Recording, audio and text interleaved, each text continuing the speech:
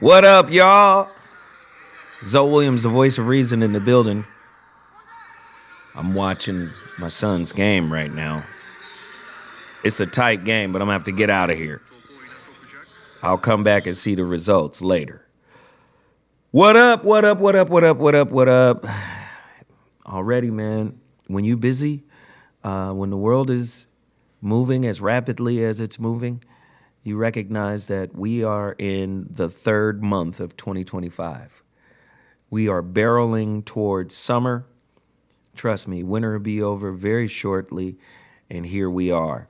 Can somebody text me the link to this show? Because, you know, sometimes it's very difficult for me to see the link. Even on my own YouTube page, sometimes it's just not there. Isn't that crazy? Like, I'm looking for it right now. Okay, here we go. I found it. All right, I found it. All right. What up, James Blank? Appreciate you, man. Listen, as is commonplace, definitely want everybody to do their best to support this channel and everything that we do. I'm going to give us an hour time limit to get to 30 super chats. Of course, we want people to support the channel the best way you know how. You could support via super chat, or you could support via my Cash App. Yeah, those are the best ways to do so. We got a great show lined up today. I got to cover a lot of things. Hold on. Who support? There we go. We are urging people to support us, the channel, me directly, however you want to do it. We are urging people to do it. We want to say thank you once again to James Blank. He said, Dirty 30, what up, though? Salute Zoe Oil for the machinery. There we go. He said oil for the machinery. Little 5 spot. I just started a goal. We got 60 minutes to get 30 people to drop a 5 spot on the super chat. Anybody that drops a 5 spot, of course, I'm going to shout you out, show you love, shout out your city, roll call. Got the city roll call and your name. Also, as is commonplace, you know I like to promote Black-owned businesses at the beginning of these shows, right? Black-owned businesses get people involved, get people talking. A lot to cover. So let me do this right now. Don't forget to support Dr. Russell, right? Russell Herbals. His website is no longer there. James, you're the second one, James. Thank you, James. What up, family? Russell Herbals, of course, he lost his crib, his crib was his business. He lost all of that. You can take that down. You don't have to put that up. Just if you got a picture of him, that would be great. He lost his home, he lost his car, he lost his business. And now he's rebuilding. I talked to him last weekend. He's rebuilding, he's getting his life back. And he's pretty soon going to be ready to get people their detoxes again. So I'm very happy to acknowledge that. His nephew, Alan, because, you know, now these guys are the detox nutritionists for a lot of boxers. Terrence Crawford, what's the other young kid that's tight with Terrence? Shakur, and a slew of other boxers, right? They're on that Dr. Russell detox program in order to stay fit, stay strong, and they're of course supported by all of the herbs that Russell, puts together. So we're very proud about that. But they made He Is Risen, which is a natural herbal male enhancement, right? ED pill to replace the liquor store gas station pill, right? All herbs. You're not going to get any headaches. You're not going to get any side effects, no nasal stuff. None of that's going to happen. You can only get this from my website, right? And my website is MrZoWhat.com. Daryl, Mark, and Prather, I think that's your name. You guys, your packages are going out tomorrow. If you want your package of He is Risen to go out tomorrow, all you got to do is go to my website, MrZoWhat.com. Order it now. Order it now. We have a very limited supply, of course.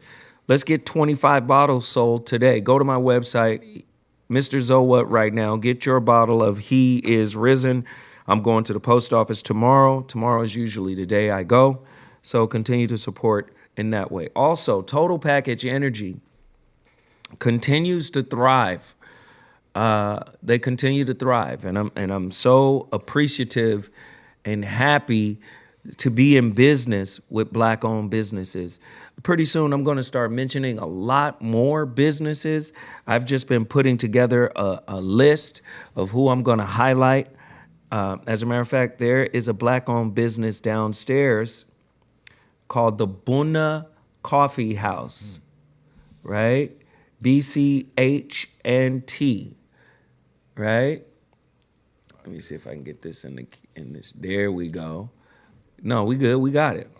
And what's crazy is they sisters downstairs from this studio, and man, Black-owned.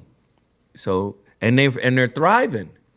I went in there a few times, so I love to support that. So if you guys could look that up, Buna Coffee House, BCHNT.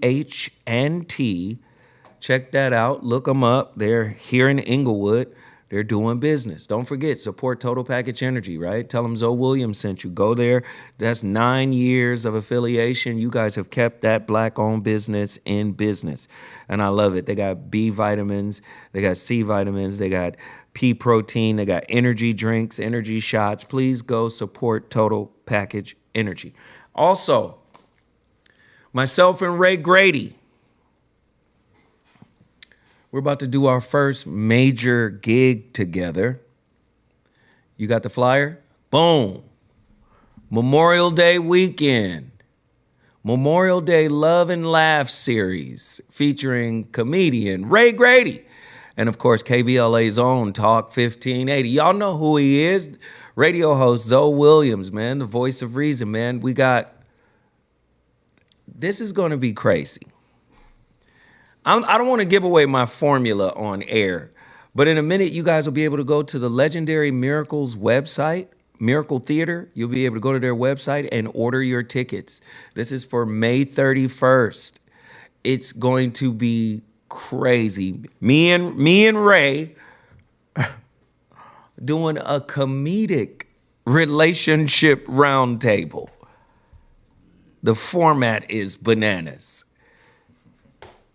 Just, let me say it this way. Imagine Def Comedy Jam meets The Conversation.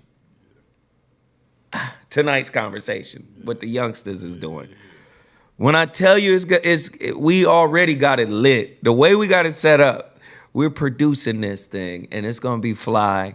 So May 31st, and for all my folks who are, in another state or something like that, we are in talks with the Miracle to see if they will be able to provide a pay-per-view link so you guys can purchase it and be able to tap in and look in and see what's going on.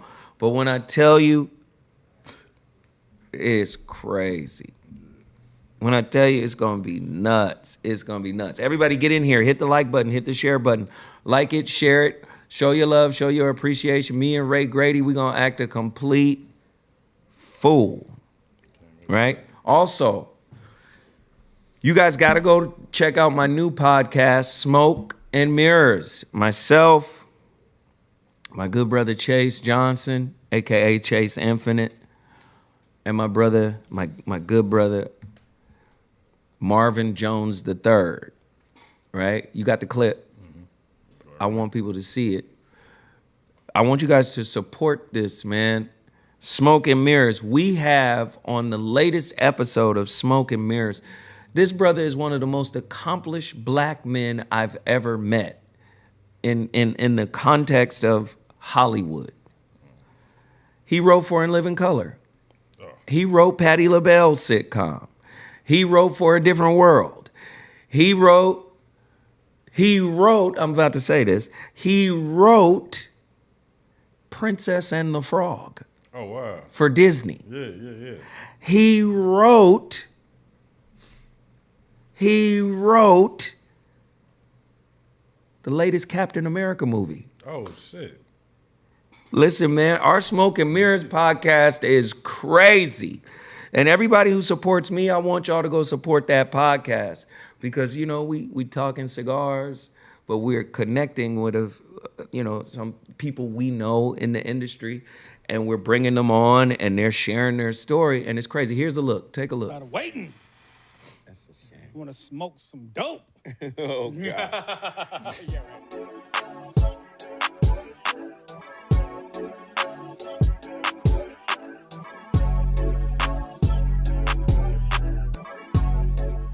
Ladies and gentlemen, Zoe Williams is back in the building with his brothers for the Smoke and Mirrors podcast, the podcast where, we prove to you that everything isn't what it seems. Joining me is, of course, the homies, Chase Infinite, a.k.a. Chase Johnson. Yes, sir. Thank you guys for joining us again for another episode of Smoke and Mirrors.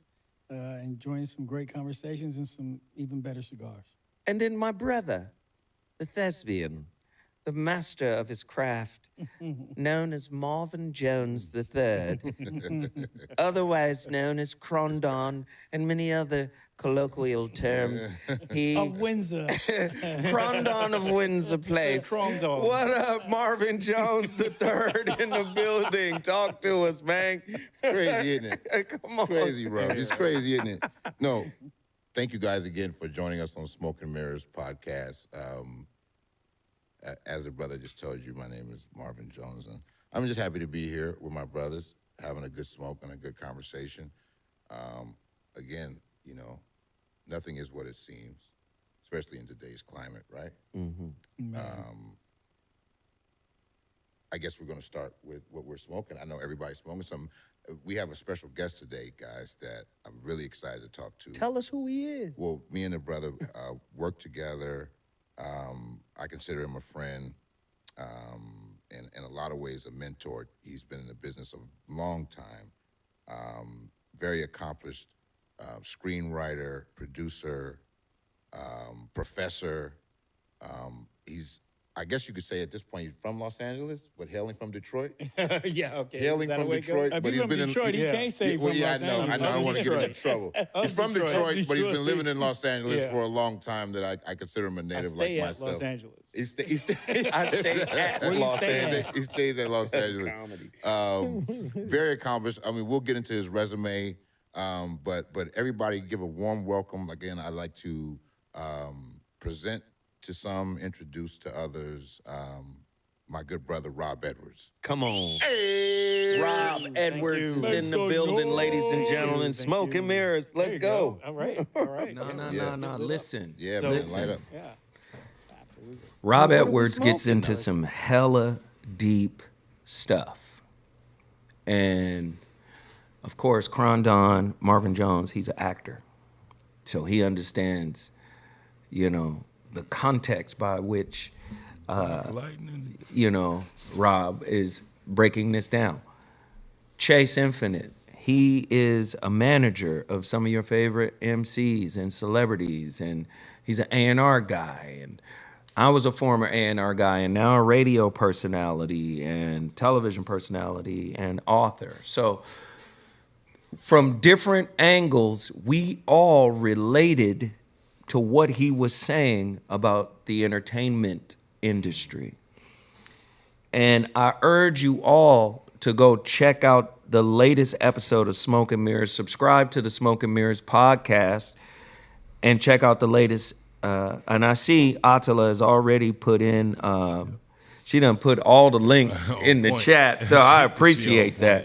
But yo, when I tell y'all that podcast is cold-blooded, Smoke and Mirrors is crazy. Let me see if I'm done promoting with everything. Yeah, okay. So I need to get right to the get down, okay? People wanted me to talk about the Oscars. People wanted me to talk about a lot of different things. But before I get to any of the current events that's going on, we're definitely going to talk about the Trump-Zelensky piece. But before I do that, can you put up that picture of Tavis Smiley with the young lady? So, y'all know January 8th, tragedy struck my hometown, Pasadena, Altadena. Altadena specifically, and Pasadena in an adjacent way. So, horrific what's going on in Altadena. It's horrific because now the vultures, they've been there, people trying to usurp. And what's interesting is I'm happy that the publicity that has come from the event, oh, Altadena, black, historically black, but a lot, even people in LA didn't know. Yeah. Didn't know the magnitude and the depth of, Altadena's history. And on one end, I'm pleased that the attention, oh, Jackie Robinson went to John Muir High. Oh, Octavia Butler did too. Oh, Michael Cooper went to Pasadena High. You start to put the pieces together, and that's all wonderful, right? I just hate we got that love and roses, so to speak, and flowers via a tragedy. Right? The city was burned down, basically. Altadena. If you know anything about Altadena, man, beautiful city, picturesque, and mainly black folk. A lot of white folk live there too now. Don't get it twisted.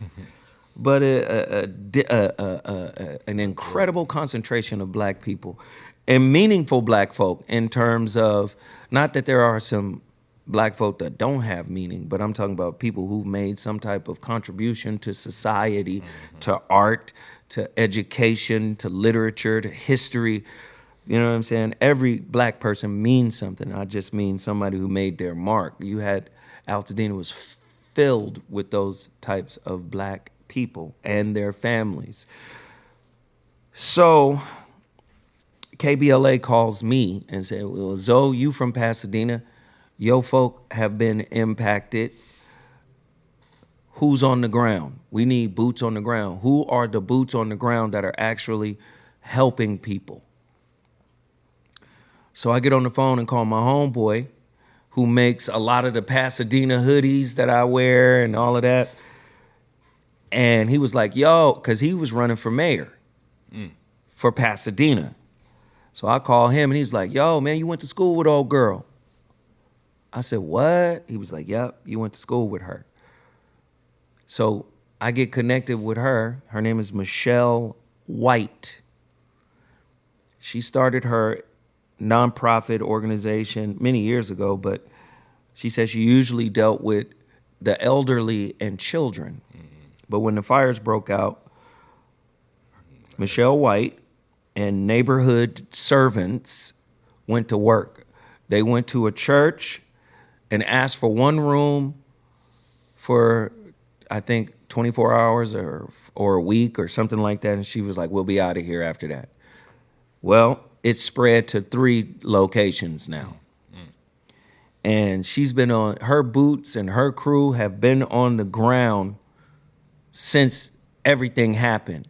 And she says something very important at the KBLA luncheon at the downtown Los Angeles at the Grammy Museum, where we had our 3rd annual luncheon. She said something important. She said, don't forget about Altadena. She said, because now it's not a story anymore. The cameras are gone, everybody's gone. My homeboy, James Broadway, who I brought on the show, legendary producer, lost all of his beats, everything for over 30 years, house, home, everything.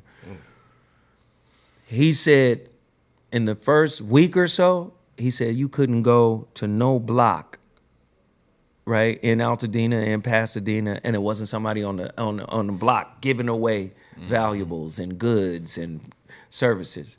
He said everybody's gone now. So the hype is gone, everything is gone, the sensation of it all is gone, and now you got to deal with the cold hard reality of probably getting jacked up out of your property, That's a cold, hard reality. Yeah. Okay. Like I said, he and others were there when some of these big name lawyers came in under the auspices of helping you save your property and then turn around and ask you for 40%. It's a cold game, man. It's a cold game, right? So I'm pleased because I got in contact with Michelle White, and immediately her son and I, we started to, strategize.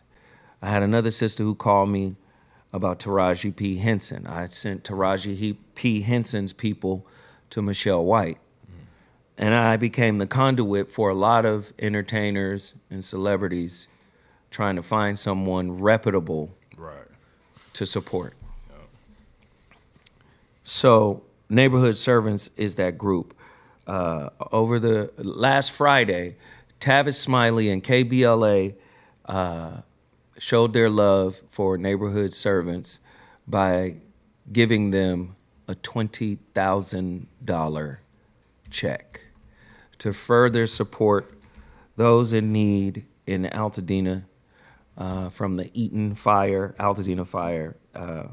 I was just happy to be there. They asked me to show up to. They initially asked me to introduce her and share this story that I'm sharing right now. But when I'm not on the radio, I'm not on the radio. I told them, nah, I will come support. I will come take my pictures and do all of that, but I'm not going to speak. Of course, me and Michelle, because this is, for me and Michelle, this is personal. This is home. This is the hood. This is the neighborhood. This is where we all grew up. It's just too much. And I'm not with the celebrity of it all, the pomp and pageantry. I'm not with all of that. Right. And fortunately for me, Tavis Smiley and others at KBLA understand me well. They know, like, oh, Zoe is here. That's a good thing. Zoe don't be coming to galas and, Zoe don't be out like that. Zoe don't be outside. So I came because they told me, yo, we're about to hit her over the head with a heavy check. And I said, okay, I'll be there. And I'm just happy because this sister is dedicated, devoted, and determined to helping Altadena rise up again. So I wanted to take a moment and send my sister some love. Thank you, Michelle, for everything you're doing for the hood. Please continue to do that. Thank you, Tavis Smiley and KBLA, for dropping some bread. I mean, $20,000 is a lot of money, but when you see how many people have been adversely affected, it's a drop in the bucket. But if it can help keep her going, help keep her facilitating to those in need, then we good, we happy with that. All right, let's get it going.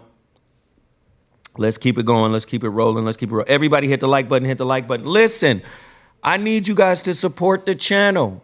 We have our 30 super chat goal. We set a goal for every show, right? And we're not asking for a lot. It's 214 people. We're only asking 30 of y'all. Of the 214 people, we're asking 30 people to drop a 5 spot on the channel. Can you guys do that? Now, you can do it a couple of ways. You can go to the $, which is located at the bottom of the chat, and you can drop 5 spot. Or you can go directly to my Cash App. My moderators are putting the Cash App and the instructions on how to support the channel in the Cash App. But please just don't sit there idle and not support. We got a lot to cover, all right? And let's cover it. Angie Stone passed away, car accident in a Sprinter. Sad thing is, I find out about all of this in a Sprinter. Oh, wow. Heading to San Diego with a group of about 8 or 9 people as well. We are on our way to some local cigar lounges and hanging out, and literally, I swear, literally, we got an ex-Marine driving who drives the Sprinter like it's a Mini Cooper. Oh, my God. Like it's a supercharged Mini Cooper. There was a moment in our Sprinter where he was like, hey, what? We all, you know, those dividers that keep you. Yeah, Here's the cargo. Is this all is the everywhere. carpool lane, and he was trying to swoop out of the carpool lane, and we found out about Angie Stone. Angie Stone is a legend. Point blank. Period. She is a legend. Legendary music. Let me just, because I got some, I'm covering a lot of things and I'm gonna tie it all together toward the end. But Angie Stone, like so many before her, channeled this spirituality that we call talent. Right? Never heard it like that. I know, this creativity, this is spirituality. You can say creativity, you can say art, that's spirituality. She channeled all of that. And left an amazing impact with her spiritual expression. She will be missed. She got kids. She had a relationship with D'Angelo when I was at A&R for Madonna. I tried to get D'Angelo and Madonna together because a mutual friend of mine, Kedar Massenberg, was managing D'Angelo. And D'Angelo was just coming out. He was just bubbling. That Brown Sugar was the hottest thing on radio. And, you know, I think I was trying to get a favor from Kedar Massenberg, and he said, man, get me a record with Madonna for D'Angelo. And that's when I became aware of D'Angelo's relationship with Angie Stone.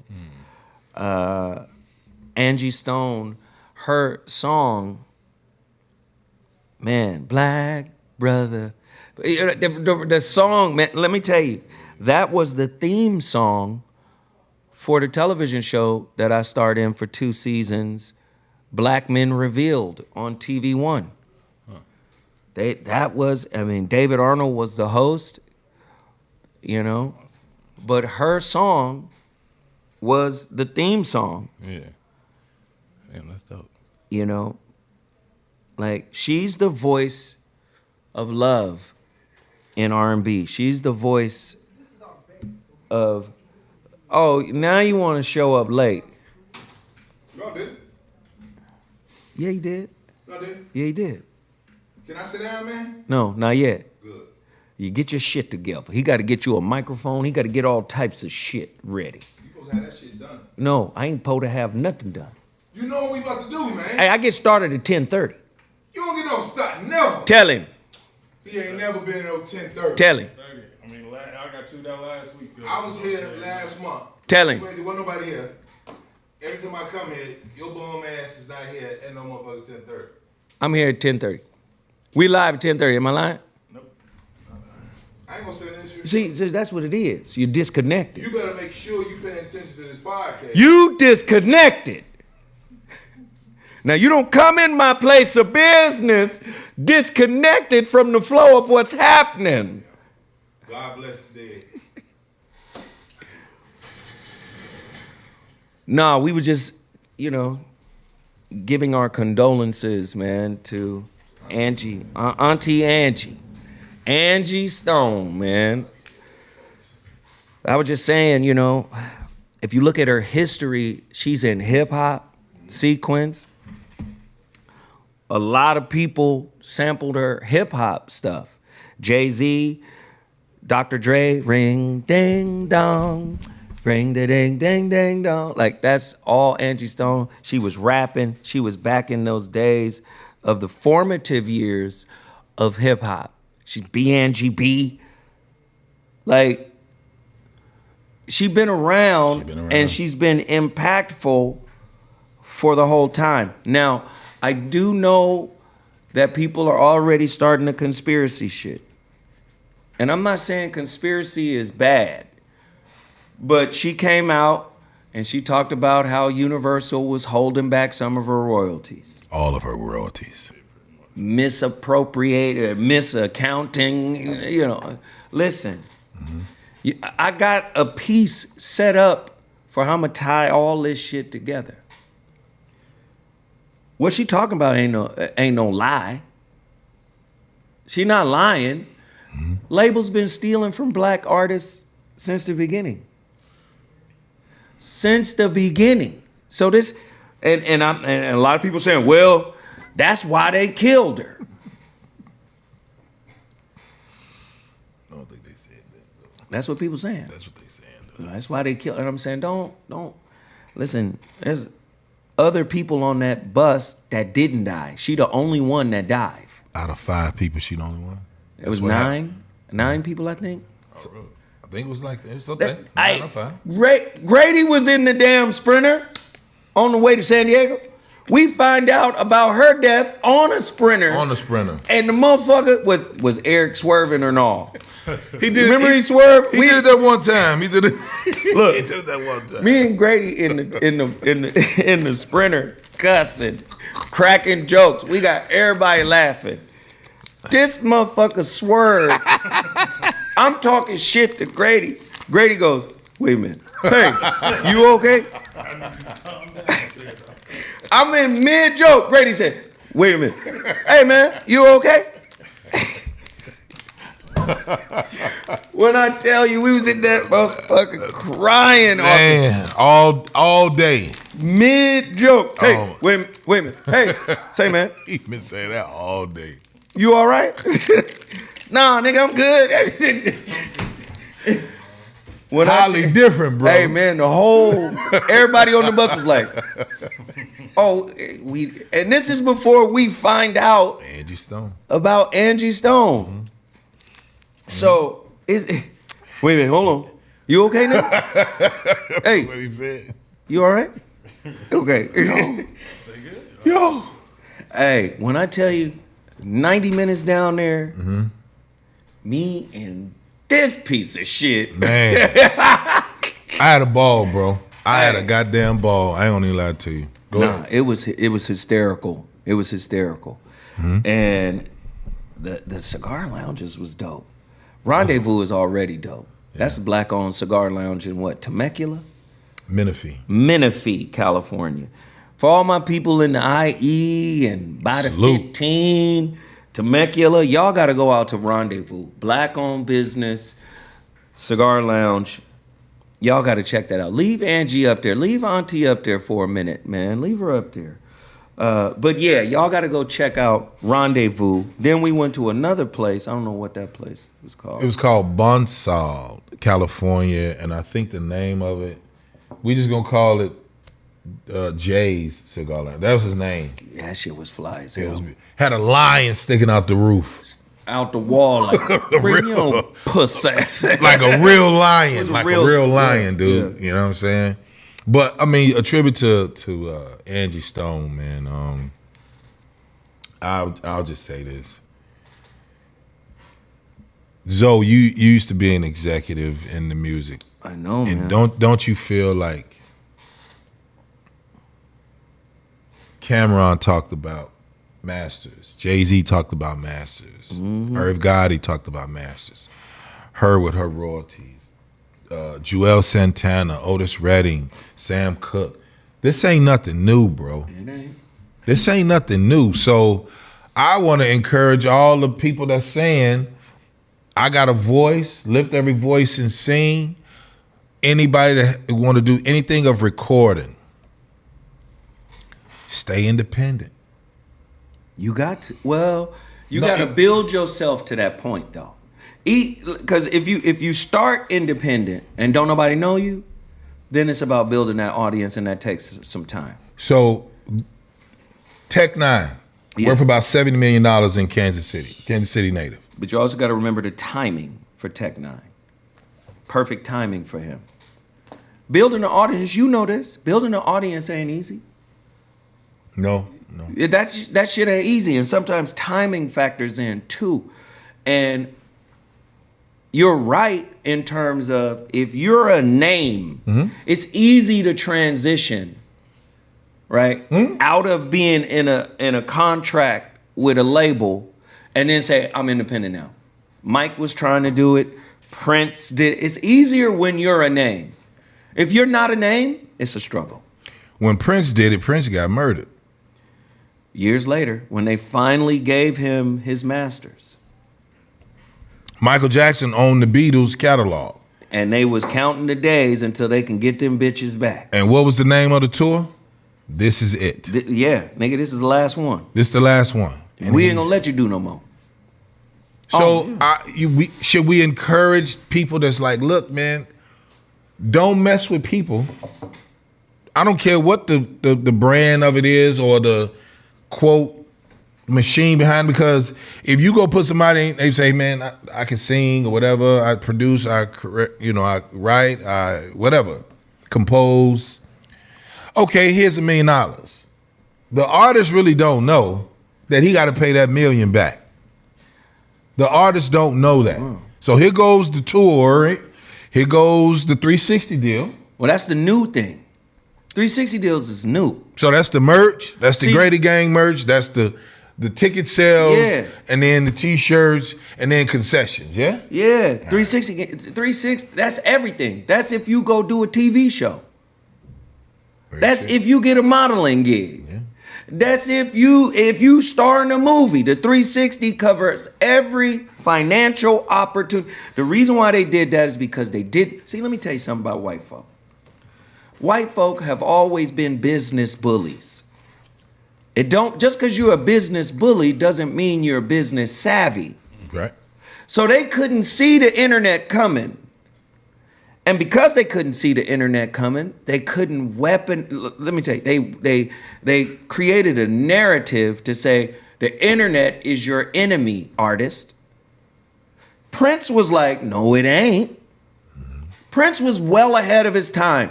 The internet is not an enemy. Prince saw it. The internet is distribution, bitch. So guess what? When the internet comes, the brick and mortar distribution chain that the labels, right, the monopoly that is the recording industry controlled, nah, nigga, that shit went away.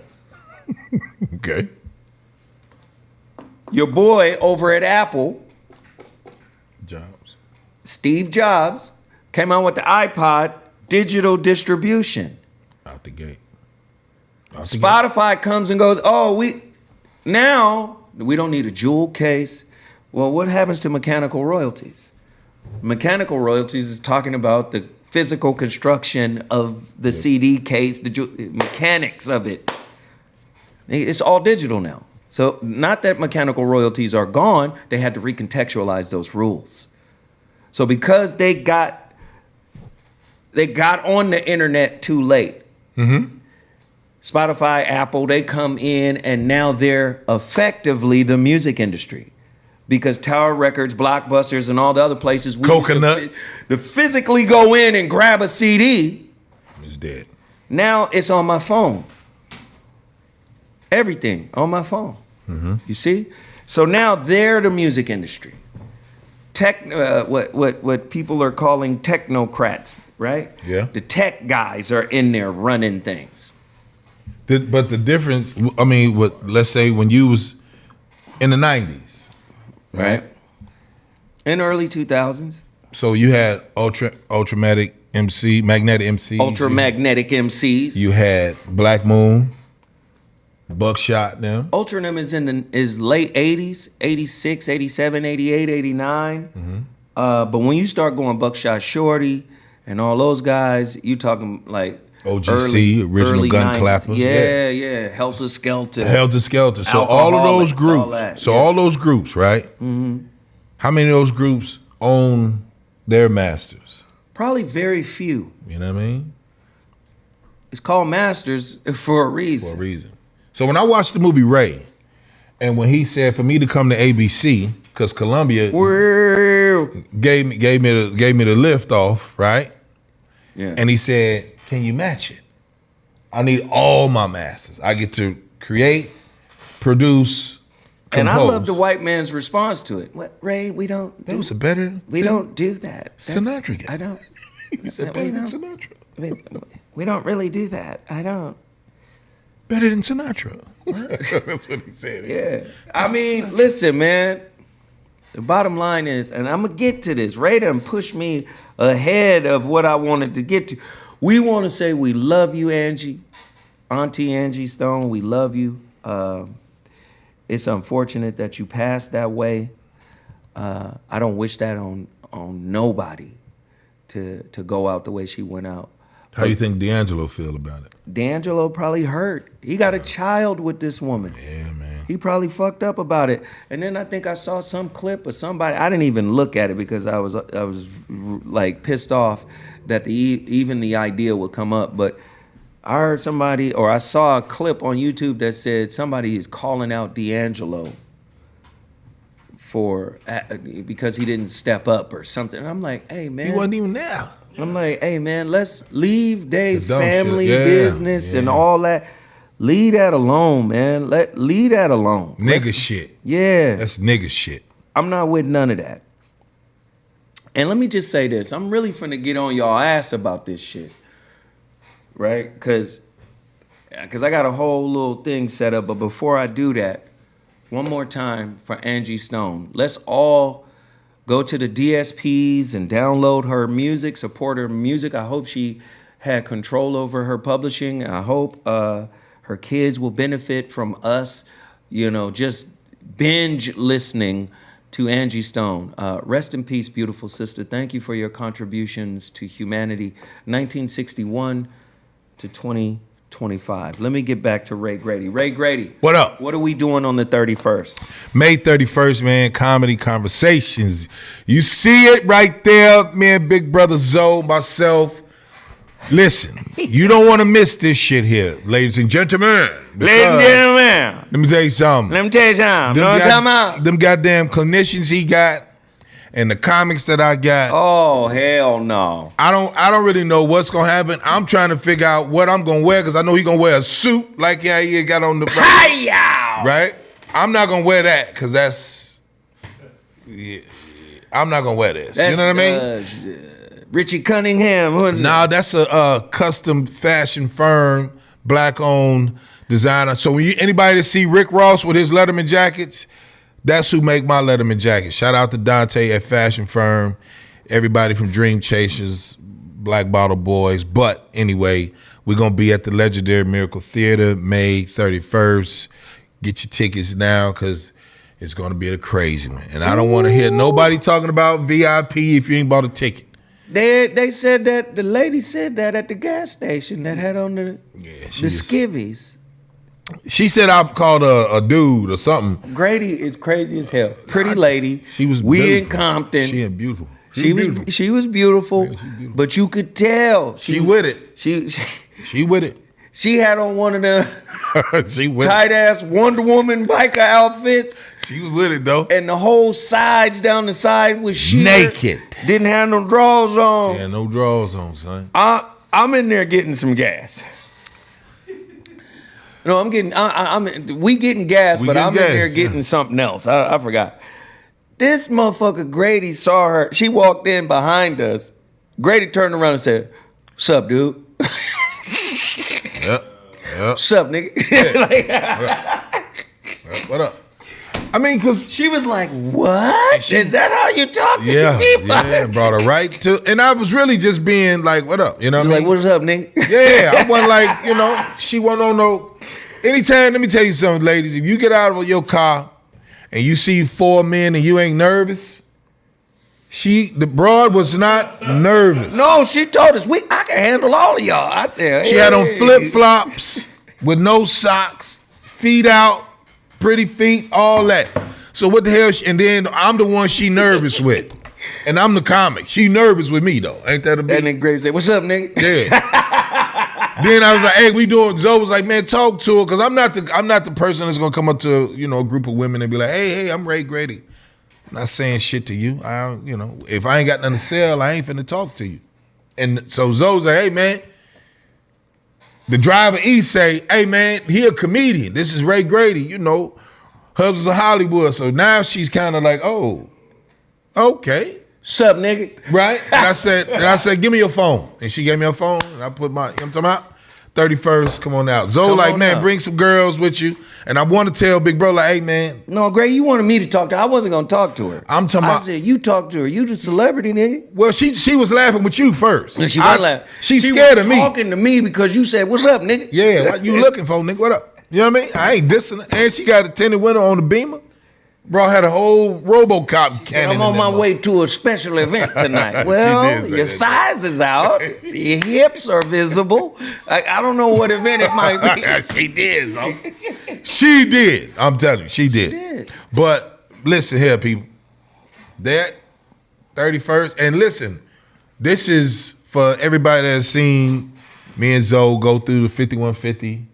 Zoe did the situation shift. I sped off and did Alpha Nation. We were starting to do And no class. housewives, husband, what is it? Husband, housewife, husband, wives, But I'm saying Hollywood husbands. I'm saying just far as doing our own thing. Hubs of Hollywood ain't mine. That's Kev and Chris Spencer. But I'm they just saying, came and got you. oh yeah, they came. handpicked They gonna come you. get the talent now. They I'm handpicked lucky. I'm lucky. I'm one of the lucky ones. But on the 31st of May, Just show up and show out. the Miracle. This is why I'd like to toot my own horn, cause I ain't from y'all city, and I can come here and dictate in y'all city. Hey, don't start talking. I'm finna shit. talk that shit. Let me Don't tell you talk something. that shit. You know when man. you know somebody dope. You know when the venue is a gym, Yeah. but the other people don't believe in it. Yeah. But you still be like, I got it. Then the world around you, in the comedy space, I let the owner know, like, once I come here, watch. Right? So then COVID hits. Then Niggas say, yeah, man, we got this, we doing this. He start charging everybody crazy amount of money. Next thing you know, he come back to Grady. I said, oh, I see you in here. You got Chris Spencer, you got Big Job. Netflix is a Joker's in here. He just put his head down. He's like, you were right. I'm always going to be right, nigga. Because I see the vision. hey, I what are see you, the the vision. Oracle, bro. nigga? Yeah. Let me tell you something. He said, yeah. Yeah, let me tell you something. When you, and people don't like when black men know they shit. Like there's nothing about, I could tell the engineer about what he don't know. He was like, nigga, turn this down. This is the knob for this. This is how you mix and master. This, I can't tell him shit in his field. Then he'll say, sit up straight and speak up. There you go. You go, nah, nigga, what the fuck? No, I can nigga, slouch. Listen here now, sit up. Sit up straight, you know, and speak up. Boom. So what the fuck I look like telling him? You know what I mean? And this Right. is what niggas do. First of all white folks do us like that. Right. All white folks tell her we not good enough. So if I'm telling you, May 31st, it's a comedy show and a conversation round table. Oh, this shit gonna be crazy. This is some shit that Big Bro come to me with, and I'm like, all right, well, man, listen, if I put my expertise on it, you put your expertise on it. It's gonna be crazy. And I said to Zoe, because he don't never like to say it, but all of tonight's conversation, them Kevin Samuels, everybody got their shit from Zoe. That's on my mother and father grave. One thing about niggas, what we do, when you're not on that platform where we can brag on you, we can take this shit, make it our own, and be like, oh, I ain't never heard of Zoe. I ain't never heard of Zoe Williams. I'm doing the sign language. Right, I get it. You know, oh, that's gonna be hilarious. That's hilarious. So Kevin Samuels died. You got Kendra G. You got everybody is trying to do what this nigga has done. Fresh, all of them, Myron, all of them niggas. They seen Big Brother Zoe. I don't give a fuck who you are. It's just the world, and maybe Zoe, this is what you need to do. For this show, you got to get an editor to put up the clips for VOR, mansions, and whatever you do at KBL. Everybody got to see your bum ass out here. You know, you need 30 seconds because everybody want the clip anyway. They don't really want the full episode. You know, our niggas got short attention spans, and I'm talking to you niggas that's watching. I'm talking to you. So if you know you got a short attention span, I'm talking to you. But it's black owned. This is what we do. Don't get mad at my tone. Get mad by supporting what it is that we out here doing. And everybody, we need each other. Fuck Target, but then let's not say fuck each other. Oh! I'm a genius. Hold it a boko shut that boko shenda babo shut Don't give a fuck about finger. Look at the comments. They probably mad or they probably happy. Yeah. Hey, I love it. I love every bit of it. But now, all right, one other story we got to cover. Zelensky and Trump. Come on. Now, you saw Zelensky and Trump going at it. Right? Mm-hmm. So let me just say, remember, before the election, see, let me just tell you something.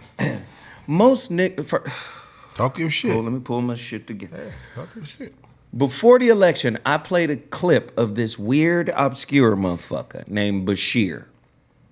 He the one that be talking with his eyes closed, be channeling aliens. And so what you're saying to me is, you want to know where you're going to go after here. Well, interdimensionally, here and there are united. They are together, so there is no traversing to any space or time. It's all happening concurrently, right here in this moment now. But your perspective is rooted in ego, which keeps you here. But there is no there to go to, because here and there are connected in the everywhere. That nigga. I put that motherfucker on. Okay. And you know what he said? What do you say, G? He said, if the woman wins, he talked about the increasing of the liberal shit that was happening. You know, rainbow life, LGBT, all that. All that. He was talking about, you know, the increasing of that and more women, you know, getting... Supporting it. Yeah. The broad support that shit. Then the flip was, he said, if the male wins, he said, get ready for World War III. Y'all remember that ZoWhat show I played that clip? It had to be October, November sometime. Let me explain something to y'all. Y'all motherfuckers live in a toxic cesspool. They know it. When you deal with the president, you deal with diplomacy. Diplomacy is decorum. It's a certain kind of, this is why so many people love President Barack Obama. But what I explained to people about Barack Obama was he acted the part better than any other president. So, and there's reasons for why. First off, you're a black man in the White House. What you're not going to do is gloat about being black in the seat of power. You're going to respect the seat. So that's how Barack handled being president. It was all about dignity. It was all about class. It was all about the correct representation. But at the end of the day, he still was a steward of the systems of white supremacy. Okay. So he wasn't in there trying to dismantle anything. This is why statistically, when you look up the numbers under Barack, black people as a collective did worse under him. Why? Because he ran the government like a CEO runs a Fortune 500 company. And he made sure, because of stereotype threat, I'm not going to be made to look like the average nigga that's happy about me being in this office. True. So no scandals, no bullshit associated to my administration. He played his part perfectly. The role that Donald Trump is playing perfectly, ain't he familiar, this role? When y'all see Donald Trump, what do you see? Does he look presidential? Does he look like, because Barack was the epitome of what presidential should look like. You know who else looked really good as a president? Clinton, Bill Clinton, certain kind of decorum, certain way they carried themselves. I thought you were going to say RFK. RFK too, Yeah. right? Mm-hmm. Certain way, you know. Who does he remind you of? If we want to go historically, who does he remind you of? Ronald Reagan, because Ronald Reagan was an actor and turned a president. And then now Buddy is an actor that turned president. So Keep he going. looks like Ronald Reagan to me. Keep going. Because a lot of people don't know that. Arnold Reagan, Schwarzenegger, actor, turned Oh, yeah. he was on Yeah. he was on his way. You naming. This is white folks shit that they do. This is they shit. We can't get mad at they shit. We just gotta know these are not black people problems. Black people. This is not our problem. You know why? Because we still are in the Bill of Rights is considered 3/5 of a human being. That's all been changed. They changed it? The Bill of Rights are the first 10 amendments that Can were we- added to the Constitution. When did they change it? When you get down to Amendment 13, 14, and 15, all that slavery shit is out the window. Okay. All that 3/5 shit, that's gone. That's gone. Okay, I see what you're saying.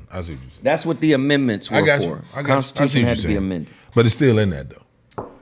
Oh, yeah. That's what I'm saying. Because people, the listeners, gonna be like, "Oh, Grady said it's in that, and Zoe said it ain't." No. It's still in there. It's still in there. Don't ever think that anybody gonna benefit the black people, the 12, 13%, and be like, "Yeah, let's give them they 40 acres and a mule." You just touched on something that was quite profound, and that is the actor piece. Because part of what I'm setting up for later in the show, right? Well, you're going to see it later in the show. But what Grady just touched on is, I always say this, politics is the highest form of Hollywood. It's Hollywood with consequences, right? The Hollywood we in is niggas groping. I'm gonna come back to that. You can say what you say. But what I'm saying here is that man, that Actor. this guy who's supposed to be tapped in with the aliens and higher spirit said, if the male wins, there'll be war. Now, just understand this. Every war that has ever been waged, did somebody make money? Was there profit to be had Oh, in yeah. the destruction of others? I'm just... Talk that shit, boy. Talk that shit, boy. I don't know what's going on, but what I do know is niggas, black men and women, are so addicted to power. Does a woman give a fuck about who respects you more than how much power you wield? I'll take multiple choice B. Niggas respect him, but he broke. You can't say, listen, at the highest level, Gene Hackman just died in the crib with a woman that was his wife that's 35 years younger than him. This nigga was and the 95. She was 63. And the dog died. What the fuck? First off, nigga, you're already a busted teabag at that age. Right? That meant in your, do you understand what I'm saying?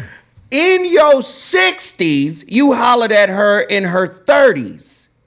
And why is that suitable? Because women love power. It's Gene Hackman. But if women love power, please understand something about power, ladies. Don't act like you don't hear the old saying, the old adage, power corrupts. And absolute power corrupts absolutely. Politics is the seat of power, where one is delegating resources to organizations within one body. That's relationship.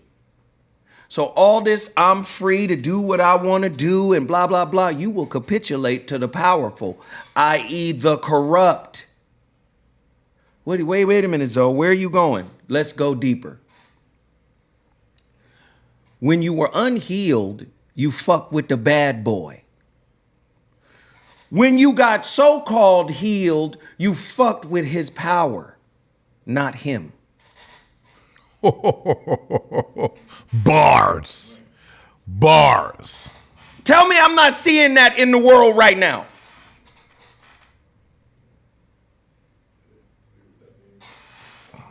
I'm going to leave Shaq, who wasn't shit. I thought he was going to be shit because I banked his behavior, right? I banked my self-worth on his behavior. I'm enough of a woman, dope enough for you to stay with me and not cheat on me and not disrespect me. Oh, I'm not? All right, the relationship is over, but I won't scale down. I'll go fuck with the image of better than you, a preacher, a reverend. But his lifestyle isn't too much far away from yours. Now, sure, of course, Shaq is $600, $700 million. The preacher is not $600, $700 million, but he's a millionaire. And being a millionaire, I mean, I can have 15 million, you can have 600 million, and I can see you in the same places, nigga. Hi, nigga. 600 millionaire. Hi, nigga. Like, we could be in the same place at the same time. Millionaire's a millionaire. Do you understand? So again, power is what is the anchor for a lot of these relationships that we find ourselves in. It's power. It doesn't matter how attractive you are, how aesthetically pleasing you are or not. How much power do you wield? That's what makes you attractive. Do you see? Mm-hmm. That's the world we're living in right now. Hey, listen, we got 42 seconds. We had 7 out of 30.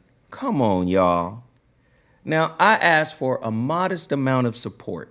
We got 376 people in here. I said 30 of those people. That leaves 346 people to just watch the show unencumbered, unbothered. I asked 30 of you guys to support with merely $5. Nah, Zo. Fuck you, nigga. Keep talking that shit and dropping them bars, nigga. Just like Grady told you the other day, nigga. These niggas is used to getting your shit for free, nigga. Fuck these niggas. We got to talk about that. That's what Grady said. Grady said they see you too much. Because there's no price on your head. Grady said you don't charge niggas to see you. You just give the shit away because you think niggas gonna respect it. This is why they don't respect it, because I give it away for free. And then when I ask niggas, they go, Zoe be asking for money. But every content creator asks people to hit the like button, the share button, the super chat, or the cash app. Everybody is doing it. I was at Drobe's. It's a cigar lounge out here in Inglewood. And the brother was you know him. We both know him. He said, Grady, he talked about my Grady Gang hat, right? The hat I got on, right? But then I had on the Alpha Male joint and I had on my Comedic Genius t-shirt. Now this is what he say, engineer. Niggas say, man, I've been wanting, I go to the lounge, everybody got on your Alpha Male hats. And I'm like, well, cool. If you cool, you cool. I get you one. But everybody got them. The cigar lounge got them on. Because they support you. They do. So Buddy say, I would get a t-shirt from you. I would. Check this out. This is what he say, bro. He said, I would get a Grady a t-shirt from you, bro, but I can't walk around with your face on the t-shirt. Hold on. I say, I look up in the air. I see dude that's one of our homies. And I said, don't let him walk out of here with that. Now I'm finna insult the nigga. I said, okay. You telling me that you don't want to buy a t-shirt, even though the t-shirt is not for sale, not this one, and you wearing a fucking Bob Marley on your shirt? It's the same fucking difference. He just looked like, oh, you got me there. No, listen. He like, you got me there. Listen, I'm just finna lay it out flat, man. We've been conditioned to be haters of each other. Now, we looking at Zelensky and we're looking at Donald Trump. Donald Trump's son this man. This is a leader of another country, but he can son him. Donald Trump represents the classical archetype of a colonizer. I got more power than you. Shut the fuck up. You're in no position. You're in no position to make any demands. You're in no position to make any demands. I like Ukraine. Very nice people, but you're in no position to make demands here. No one here. No one here is going to do that. Yeah. Do you understand? Yeah. That's white male dominance. Larry Hoover that. When we started this country, I'm talking about we as Americans. I know what you mean. When we started this country, it was straight white male privilege in every aspect. When we talk about systemic racism, the white male placed himself at the epicenter and at the peak of it. Guess what? Paternalism. I am the father of my slaves. Not only am I their owner and they're my property, I am also their father. The way you guys call your pets, your kids. Called paternalism. Bullshit. Yeah. For his woman, paternalism. I take care of you. You shut the fuck up. You follow my lead. At the beginning, only white men that were property owners could vote. You understand? The way he was talking to him was, man, knock it off. Knock it the fuck off. You in no position. We take everything, man. We'll divide your country up, me and Putin. The fuck? Now, understand the undergirding that was in place before Trump's administration. The reason why Biden was supporting him, and I'm not saying Biden was right, and I'm not saying Trump is wrong. I'm just saying their approaches are different. Biden's approach is we can't let that part of the world fall under Russian occupation because those are strategic points. Chimera, because Ukraine lost Chimera under Obama. Russia took over Chimera. But these are entry points to the Far East. You understand? Yeah, I know what you to mean. Russia, the eastern side of Europe. And on the eastern side of Europe, you're dealing with NATO. So these are strategic points. This is why America is involved. So the deal that they was having was, man, if we gonna come over here and keep supporting you in this war, Trump was like, we need minerals. Give us the valuable shit that's in Ukraine. I'm not mad at that. But the positioning and the posturing on national television, sunning another president of we've never seen anything like this. But this is how white folk actually are. Very true. So when you come back to the point, the one thing black people ain't gonna do is the one thing that black people should do. And that's give up our beef against each other. You understand what I'm saying? Kool Saw Mo how D, you brought that all the way around. man, Kool Mo D was just on the fucking podcast with Willie D. Me and Kool Mo had conversations I said, Kool Mo, you better step up and say something. I said, Kendrick Lamar is your West Coast great grandson. He's from your lineage of rap, nigga. You better say something.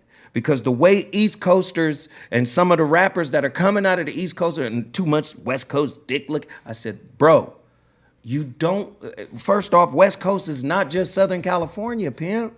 It's Oakland, it's Vallejo, it's Sacramento. It's a whole state of niggas that go under the banner of West Coast. Say something, you're an elder. He finally did it, got on there and talked about it. But the point that I'm trying to make is unity is the one thing we won't do. And that's the one thing we need to do is unify. Why do you think we don't, though? Why do you think we don't? Because we've been conditioned to hate each other. So when we get older, don't you know you have knowledge of self, yeah? No. Knowledge of self just doesn't come in you.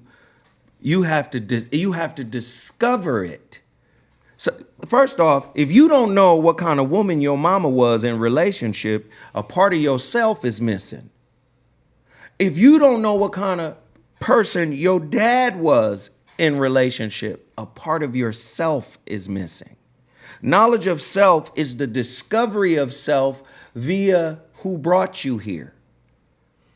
I take that. I just think I think it's just black folks. Aren't we tired of getting into it with each other?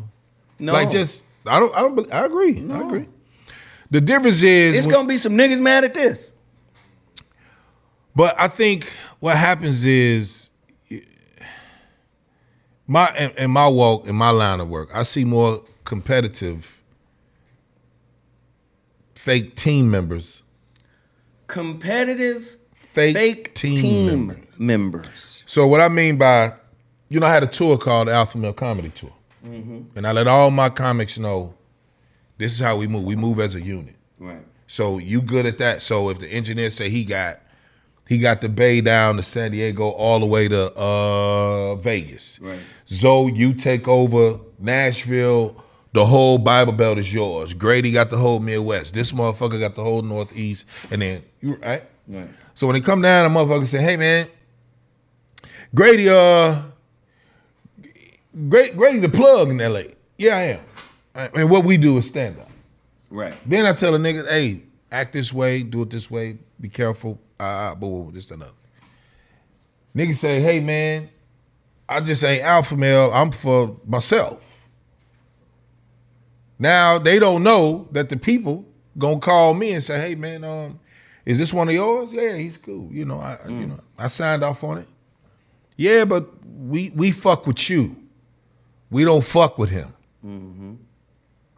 Well, this is why I'm not competing, Zo. Mm-hmm. I'm listening. I could have cease and desist that shit. Mm-hmm. I could have said, hey, done. No. But I didn't because I ain't in competition with no one.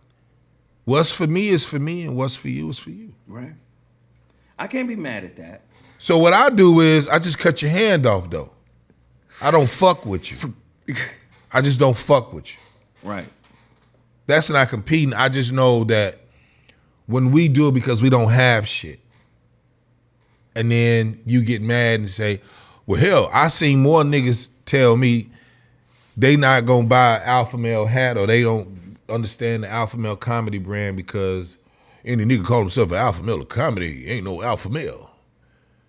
Yeah, but your sister gonna end up fucking me though. Now that hurts. Yeah, I said it. Now you listening. Your sister gonna end up fucking me, nigga.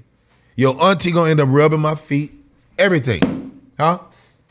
All that for you trying to say that that's competitive fake team membership, bro. Feet lover, come rescue me. So when it come down to like, if we out here as men, I'm not saying you not an alpha, nigga.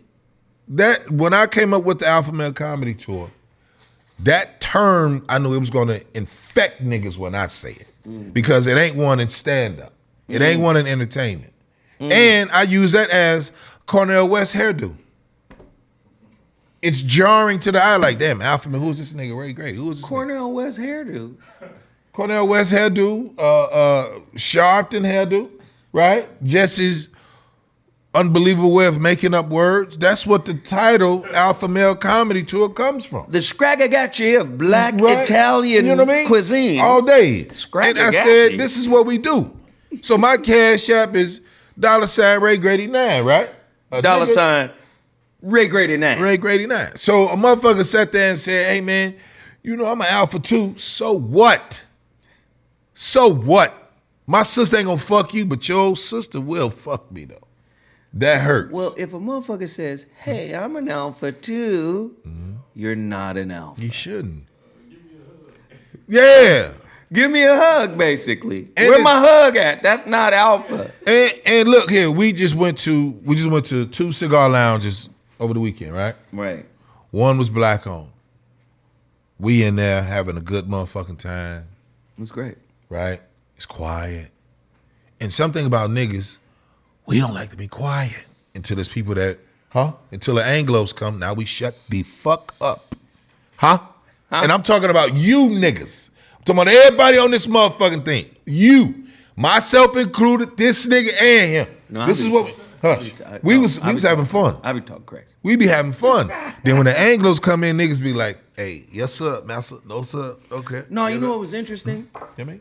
At the Black Lounge, you have to be honest. Come on. We took over the black lounge. Them white people that was in the black lounge left because we was. When I tell you we was loud and niggerish, we was, listen here, nigga. Let me tell you something, nigga. Everybody Them saying two white nigga. people left. Then Even the owner was with us. The owner is over there crying, laughing. But he's a fan of Ray Grady. But them white people was like, this nigga night. This is nigga night. Or nigga morning. Yeah, it was this morning. This nigga morning. Saturday morning we in that joint. But, you know, Now, right? in the other lounge, Watch what niggas do. Watch this. Go ahead. we was talking like we was talking, but not quite. You know why? And I noticed, and then what happened was, when I got up and went to go use the restroom, it was crammed in that room next to the humidor, all white people. Outside with us, all black people. The whites was not mixing with the blacks at that last round, at that last cigar lounge. We were outside, they were inside. And you know why? You know why? We don't know how to conduct ourselves at a lower voice. A lower decibel. We can really chill it like this. Hey, Zo. Oh, no, man. You know, girl. Man, hey, tell her. No, what Grady did was, because Grady has the loudest voice, which is ironic what he's saying. I do. I get the fuck up and go sit somewhere else. He said, that nigga leaving. I see the nigga talking to him. This is how the jokes just kept coming. Where this nigga going? He leans over to tell this little Indian girl, he goes, ask that nigga to take his hat off. Everybody else hat off. Why ain't this nigga's hat off? Zo would beat everybody ass. You take that hat off his head. That's what I said, too. He said, hey, ask him. This Grady during the whole... Nobody wants to ask me. Yeah, nobody wants Nobody wants to fuck with me, right? And he fun as a motherfucker. Zo is fun as shit. So then Grady go, hey, Little boy. little boy. This nigga, right? Hey, little boy. Take your hat off. He got this look on his face.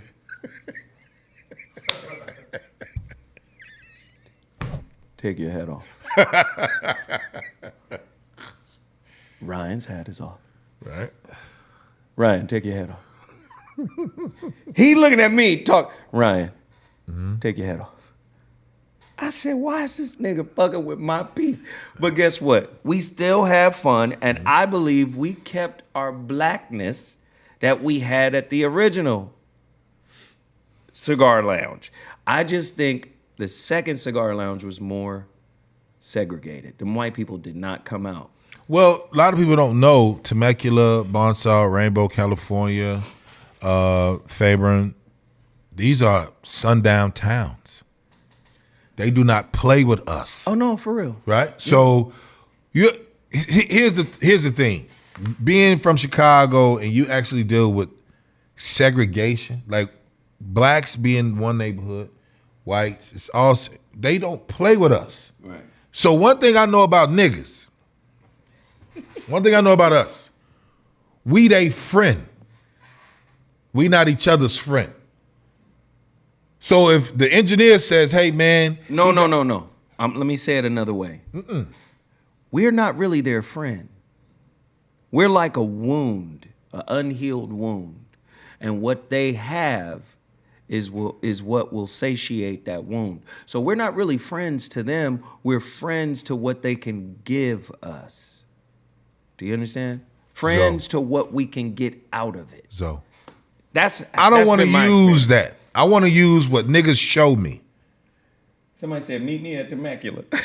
I'm not you good. No, niggas show you what niggas. I agree. Niggas will show you betrayal all day. So this is what happens. But they're not betraying you for a person. They're betraying you for an opportunity. So that's been my experience. Okay, perfect. Shorty right here say, man, I got a Bentley. I got me a Continental. I don't know about cars. A Flying Spur, whatever. With the dots on the inside. He know what I'm talking about. The Rolls Royce? Yeah. Nephew know what I'm talking about. With the dots. Right. He know what I'm talking about, the dots on the inside. Nephew say, hey, man, we finna go to his neighborhood. He go to his people's house. He might got people in Nickerson Gardens. Might got Jordan Downs. He might just be in Inglewood. Whatever. It's about 40 niggas outside. 3 of them niggas is trying to plot how to get that nigga up out that truck. But that's the point that I was trying to make with the reference Now, hold on. to Willie D. Now wait. Now when the white boy come, right? SoFi in the hood. Right. The Forum is in the hood. Right. What's the other one? The Intuit. In the hood. In the hood. Let one of them Anglos bring that bullshit car that nephew got. A nigga They'll won't leave that- spit on that That's fucking car. hey, that's the same That's shit. nigga shit. But that's the same That's shit. one thing I know about us. But okay. We that's- trash with each other when we get something. But that's the same thing Willie D said. Willie D said, why is it that our people got to check in when they come to LA? But Taylor Swift ain't got to check in. So we're all saying the same thing, which is regardless, irrespective of what's going on in the world, Black unity has always been the antidote to white supremacy. And let me just tell you something. And I made the point about motherfuckers or women and men, because it's not just women, but women and men always capitulate to somebody more powerful. Women do it for the relational piece because they're looking for security. Men do it for advancement, for growth, for expansion of their own ideas. I'll bend the knee right here so I can move up the ladder in this way and then lead this month.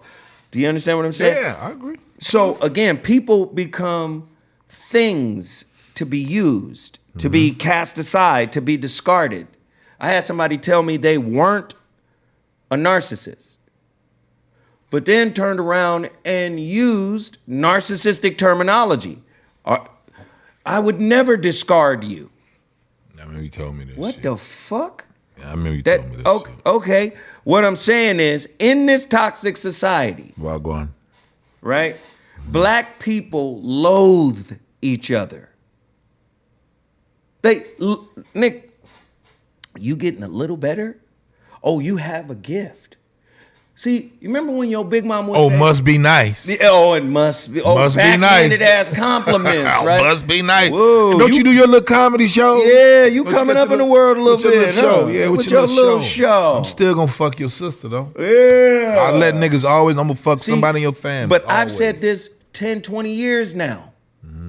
Ain't no power in America for the black man that rivals the white man's power unless he's putting down another black man. That's what makes a black man feel powerful here. You see it now. You got millionaires calling each other broke. All Because these niggas broke is gay, is the man. motherfucking diss. All these niggas is they gay, man. All of them. You understand? I don't want to exclude none of these niggas. All these niggas is gay. All of them. I'm gonna keep it a buck. I don't give a fuck who. Zo, I'm listening. this show crack, nigga. I'm telling you right on your little puss ass show. If you ever diss me publicly, nigga, I'm going to your house, shoot all your chickens. I don't have no chickens at my house. I'm gonna burn all them puss ass candles you got for your seance corner. I'm fucking everything up, bro. Seance corner? Nigga? Yeah, you do some other shit, nigga. You just at the Keep fucking up. Hold on, nigga.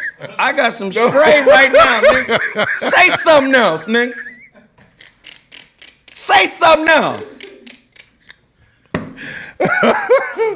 No, I'm just saying, bro. No, fuck all that. And nigga, they get I'ma it. handle my shit now, nigga. Huh? Maybe you'll get that Beetlejuice dust out of here, Listen, nigga. You better get some turmeric soap for them unhealed chicken pock marks on your arms, nigga. Huh? Keep fucking I up. was a bad little boy, boy. I was into everything. But I'm saying, one thing about what we do, what we do, bro, if it's love, if it's true love, when I saw the shit with 50 Cent and the Meat Mill, 50 Cent and Rick Ross Right. and Big Meech. Right. But if 50 Cent was really fucking with Lil Meech, then fuck with Lil Meech. What the fuck does Big Daddy Meech fucking with Rick Ross got to do with you fucking with the little boy? Now I'm finna Now hold on, you got gay ass Cameron and Jim Jones. Oh huh? shit. They friends. I was there, nigga. I was there. Uh-oh, what happened? I don't know nothing about none of this. I'm saying when they friends, bro, I remember Jim Jones was in Chicago. He was carrying, he the muscle behind Dipset. Do you understand me, dog? He's the muscle. I didn't know. Fuck all this fake ass. And here's the thing, niggas is turning into bitches now. You know what that mean? Every nigga want to get on here and go at each other. Yeah. Now, because, see, I got receipts, or I want to know this person and this person over here. Fuck all that. Support the nigga. Get the nigga where he trying to be because he was there once, laying this landscape for you. But that's, nigga, dissing another nigga is like going to a well. But that's what broads do. For unhealed nigga. But I'm saying broads do that. That's a like woman could go quenching a nigga's thirst. You know what? I want to see niggas that really got talent. Where's your talent now? Because now you become soft, sassy, broad ass niggas because you want to be sassafras on the what's this little shit here? This little round table shit here? This shit. Everybody got on Balenciaga, the ugly shoes. You niggas look like models for Ford. Ford model niggas. All you niggas, all of them. Everybody want to talk this, I'm tough shit, and I went to prison, but then you sit up here talking. Where the talent at? Where's the redemptive shit at? Where's it at? Ain't nobody want to say that because my tone is, I'm actually making you mad because you know my tone, I'm talking to you. I like that. And you upset because I ain't engaging in that redemptive piece. Talk about redemption. The redemptive is this. If you've been to prison 15, 20, 30 years, you a failure at it. Whatever the shit it was you did, recognize you are a loser at the crime, nigga. Loser. You are a fucking loser. The difference is, here's the redemptive. You go to the little boys, and you go to the youngins, and you go to the families, and then we really be about social development. Cultural development. Cultural development. I was talking to Van. Nigga, the greatest compliment I ever got in my life was from my oldest son. That nigga said, "Don't talk to my friends. You're giving away my advantage." Real shit. I mean, he told me that shit. Nigga. Yeah. My son knew what it was. Look at him now. He 35 points in. Playing pro all over the world. You're a daddy, boy. Nigga, him and his sister got advanced degrees. You're a daddy, boy. You under dig? Nigga would look around that and say, yeah, but somebody bought you a hamburger when you was broke. Well, here's the thing. I'm going to use you as an example. Redemptive. You got three children. 3 of them. One is pros. The other one is an actress. Right? But, I mean, I'm just saying you as a daddy. Yeah. Then you said you helped people that we've listened to, the Madonnas of the world, the Mobb Deeps of the world, whomever. Right. The Grady's of the world. Right. That's redemptive. Right. When you was on 5150, you provide resources. Yeah. When you go around the country and you had a bookstore in Pasadena, Altadena. Yeah. You've done a fucking enough. But nobody says it. That sound like my uncle. What? He said, boy, you done did it, nigga. Relax. You done did it. He said, boy, you good, man. Yeah. Fuck all that. You done did it already. That sound like my uncle for sure. So I'm saying the redemptiveness and what brothers need to do. Stop going to carrying your whack ass on no jumper.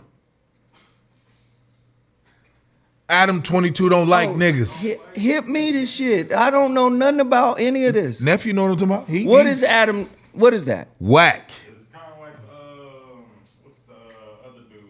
It's Jerry Springer for niggas. Yeah, it's really just a shit show. Oh, so shit, I would never fuck with that. Okay, cool. So let me tie this shit together.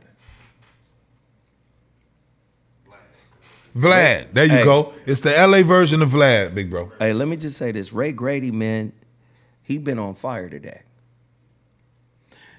So living in LA, you know, people be like, oh, the Oscars are tonight. Or, oh, the Grammys are tonight. Mm-hmm. Let me explain something to you about us. You was raised in Chicago, right? Both parents. You seen motherfuckers in your hood that just had something. I don't know what it was, but it was something about their presence, about their character. You see it as a comic. You know when you looking at something, you go, that motherfucker's, He nice. that motherfucker different. That motherfucker's He special, nice. right? Yeah. You saw motherfuckers in your neighborhood growing up, whether they're an athlete or not. You go, that nigga right there is something. I'm bringing all of this out to say this. This happens all over the fucking country where black people are. There are more black people in the Southeast in America than there are in the West of America. Real shit. The further you go west, the fewer amount of black folk. But when you run into an enclave like Oakland, 300,000 motherfuckers, and all the niggas that come out of there with the magic, something magic. Let's just say talent is magic. Okay. You got the magic, right? I got the magic. My son got the magic. My daughter's got the magic. They got the magic. Something in your family, somebody, you go, that motherfucker got the magic. Yeah. The white man is so genius at keeping us separate by giving us lordship opportunities. What are lordship opportunities? Talk that shit. NBA, MLB, NFL. UMG. Universal Music I Group. got you. I understand? got you. Warner Brothers. Lionsgate. These places, Sony. Right. MGM makes you think I'm him. Do you see? No, bitch, you was him to begin with. But they've put together institutions to commodify your spirituality. Then will acknowledge or not based on their discretion. Nike. Michael Jackson. Why you always talking about Michael Jackson and entertainment? We're here to his. Shut your hoe ass up, unoriginal thinking ass nigga. I'm here to put a seed in your mind. You ain't got to stay. You ain't got to like it. Fuck you. I don't give a fuck. The point is this. These motherfuckers have institutions that are designed to commodify your gifts. You take your gifts there. And because you've been uplifted by the institution of white supremacy, entertainment is just a way to commodify your spirituality. You brilliant, That's boy. it. You brilliant, boy. So you get raised up with an Oscar, with a Grammy, with an American Music Award. You're the first that won this many and that many. Motherfucker, your self-esteem should not be predicated on paper that's worth less than your soul. That's worth less than your gifts. Bar. That's a bar. This is what makes you come back to the hood and go, look at you niggas. Trifling motherfuckers. Low down, look. Clean this shit up. What the fuck? You think because you got money and you live better that your soul is healed? Let me tell you what the industry is really. The entertainment industry as it stands today is akin to the proverbial commodification of black magic in a bottle. Particularly in the realm of black spirituality, entertainment seems to be the ultimate drug dealer to those gifted souls who have been abused and neglected in their early childhood. Their fans provide validation, approval, and acknowledgement. So they do anything to maintain the attention and adoration they receive at all costs. This is why money and validation keep a broke soul trapped in the unjust system of entertainment. Talk that shit. Do you understand that? You're a self-love deficient motherfucker. We're a self-love deficient people. Who do we chase after? White standards, white approval, white validation. Balenciagas. Don't Last shit two. pop lest we fuck with it because we're inherently magic. Adidas ain't shit until Run says, my Adidas. Niggas go, what the fuck? We all in Adidas. Talk that shit. Right? Talk that shit. Nigga, don't nobody give two shakes of a fat rat's ass about Nike, the goddess of athletics. Don't nobody give a fuck about that until 1985. Jordan. A nigga named Michael Jeffrey Jordan signed with him. Talk that shit, Zo. We set the tone. But when we get paid for, listen, I don't want another motherfucking nigga to come up to me and say nothing about the political process. I understand political science. I understand that we're confused right now. We don't know if we're a democracy, a republic, or an oligarch. Most niggas don't know the difference between the three. Go look it up so you can join the conversation, niggas. We're in an oligarch where the few, the oligarchy, where the few rule the many. Right? Oh, you know, if the other 12% of black men would have voted, she still would have lost. And all you niggas is hoe ass niggas for backing it. You can't back a broken system. You can't back a system that will get a motherfucker in office based on a prejudice. You know, I just don't think women are qualified. And she's black, or is she? Maybe she's Hindu. I don't know. Is she still on her period? We can't have that kind of emotional instability. Right, real shit. The political, am I lying? The political, she's not really likable, but neither is he. America has a population of attention-starved magicians. Damn. Well, I'm talking about black folk. I know what you mean. You already said we got the magic. I knew that what you We got the magic, but we don't feel good about ourselves until that magic is validated by the governmental narcissist that is our sky daddy, white supremacy. America is narcissistic. He just told the man, you don't have any bargaining chips. Be quiet. They touched him. He airy spirit him in. Stop. No. No. You don't tell us. No, you don't tell us. No. We tell you. And a nigga don't feel good about himself until he can do that to another nigga because he know he can't do it to a white man. And he know his place. And no matter, I got motherfuckers who watch me and my haters. Pick a side. Fuck you on. Yeah. Yeah.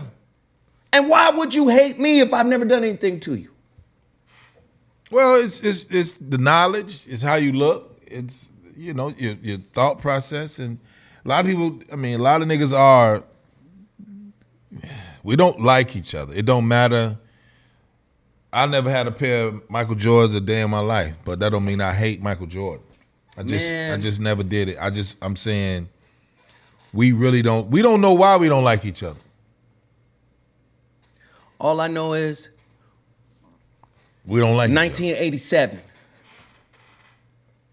The first time I ever seen a nigga lay down sideways and dunk the basketball. Oh, kiss Remember the rim. dunk contest? Kiss the rim. When the nigga came from the side Yeah, it's called kiss the rim. and went like this, Yeah, kiss the rim. Yeah. it looked like the nigga was laying down in the sky. I got the post. They profit off our magic. Yeah. Then we condemn our black constituency. All the black men didn't do enough. All the black women are too feministic in their mindset. All this, that, and the other. All in the context of a toxic white supremacist system. Yeah, this is not our shit. This is why everybody was saying, like, you know, don't go to Target, don't do this. Fuck not going to Target for 24 hours. Nigga, what about never? What about offering somebody in your family who needs a place to stay after losing their home in the fire? Oh, shit. You don't want us to go to Target, but you won't let your cousin or your nephew get a couple of nights on your couch. Talk that shit, Zo. I ain't see that one coming. Listen, man, That's a good one. I live in Culver City. I shouldn't be talking, because, you know, I'm a broke nigga, right? Okay. And that's how we are treated.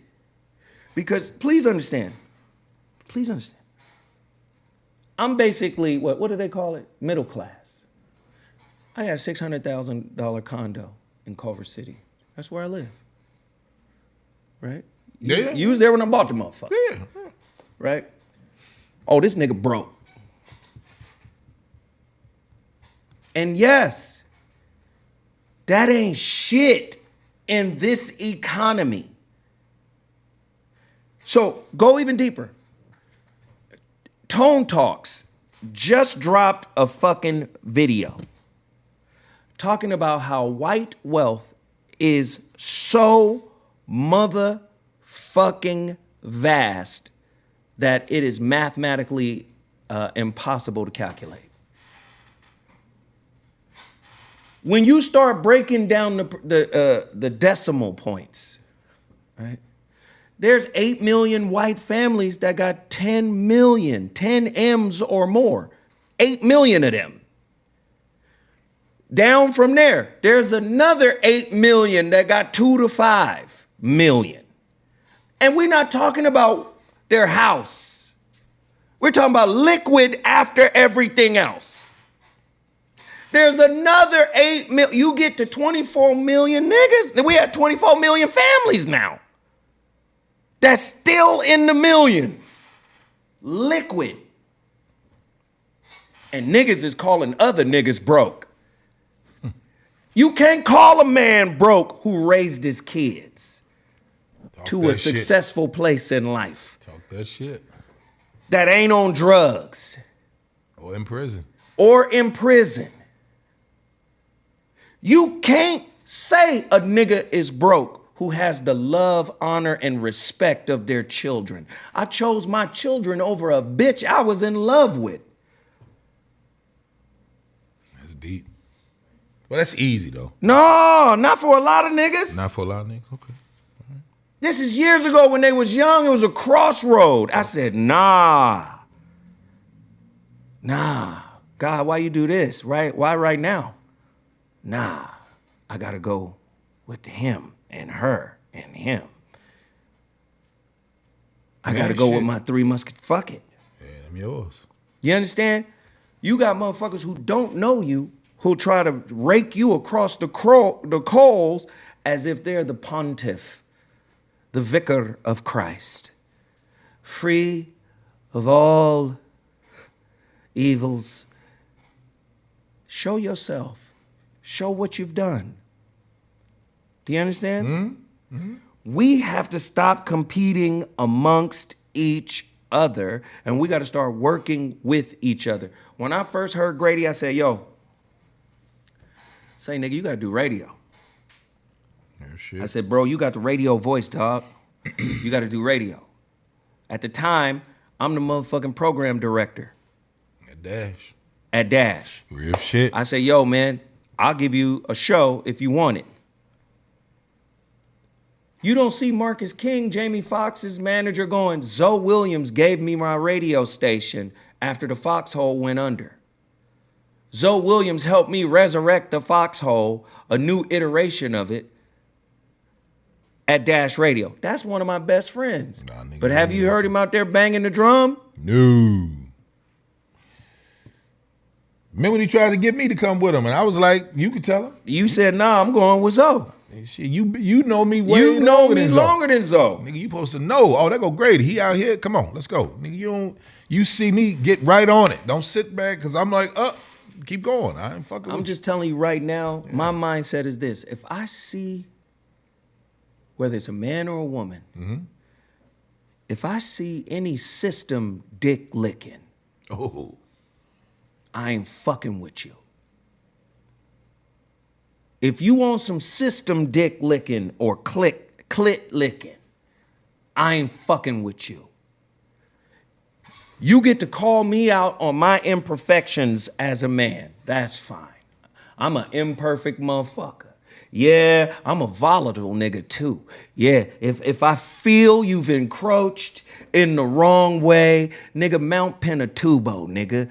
That's what I'm on. But I'm going to tell you, if I allow a nigga to come into my space, That's because I don't think they're a system liquor. System dick liquor. System clit liquor. Stop jocking this system that has always marginalized you, that has always penalized you for your blackness. And you, like any other self-love deficient motherfucker, go running after the very system that beat your ass. At the lower level, you like a bad boy. At the higher level, you want a nigga in power, not knowing that these niggas are corrupted at the highest levels of power. Man, it's a lot of niggas that should be on trial like Diddy. Diddy ain't a motherfucking anomaly. Oh, so you finna have a late night baddies party with a gang of bitches and the city know about it. Everybody in the hood know, oh, you been to one of them parties before? It's more niggas than just Diddy. You been to one of them? What does one of them entail?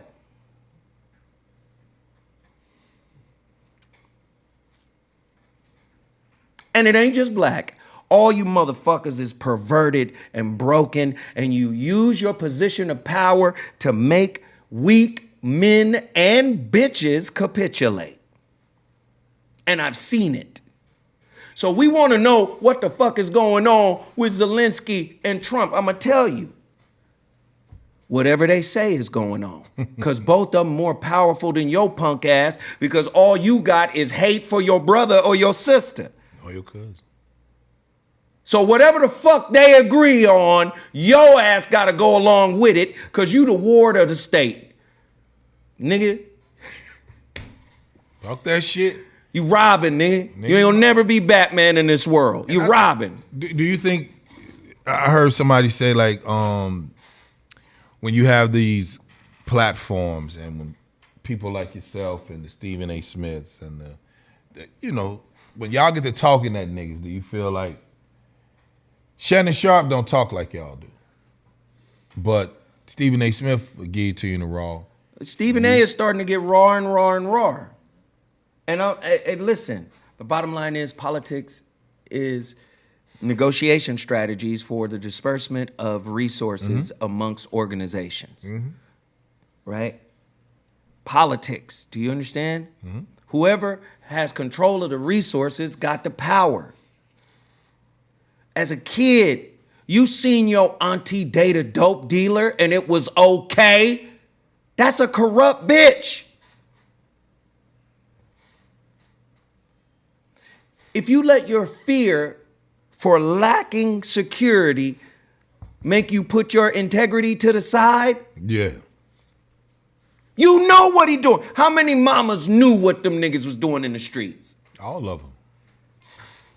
It's not a broad gonna sit up and tell me she didn't know her son was selling dope or her nephew selling dope. What about all of the families that agreed to drop their underage daughters off to R. Kelly?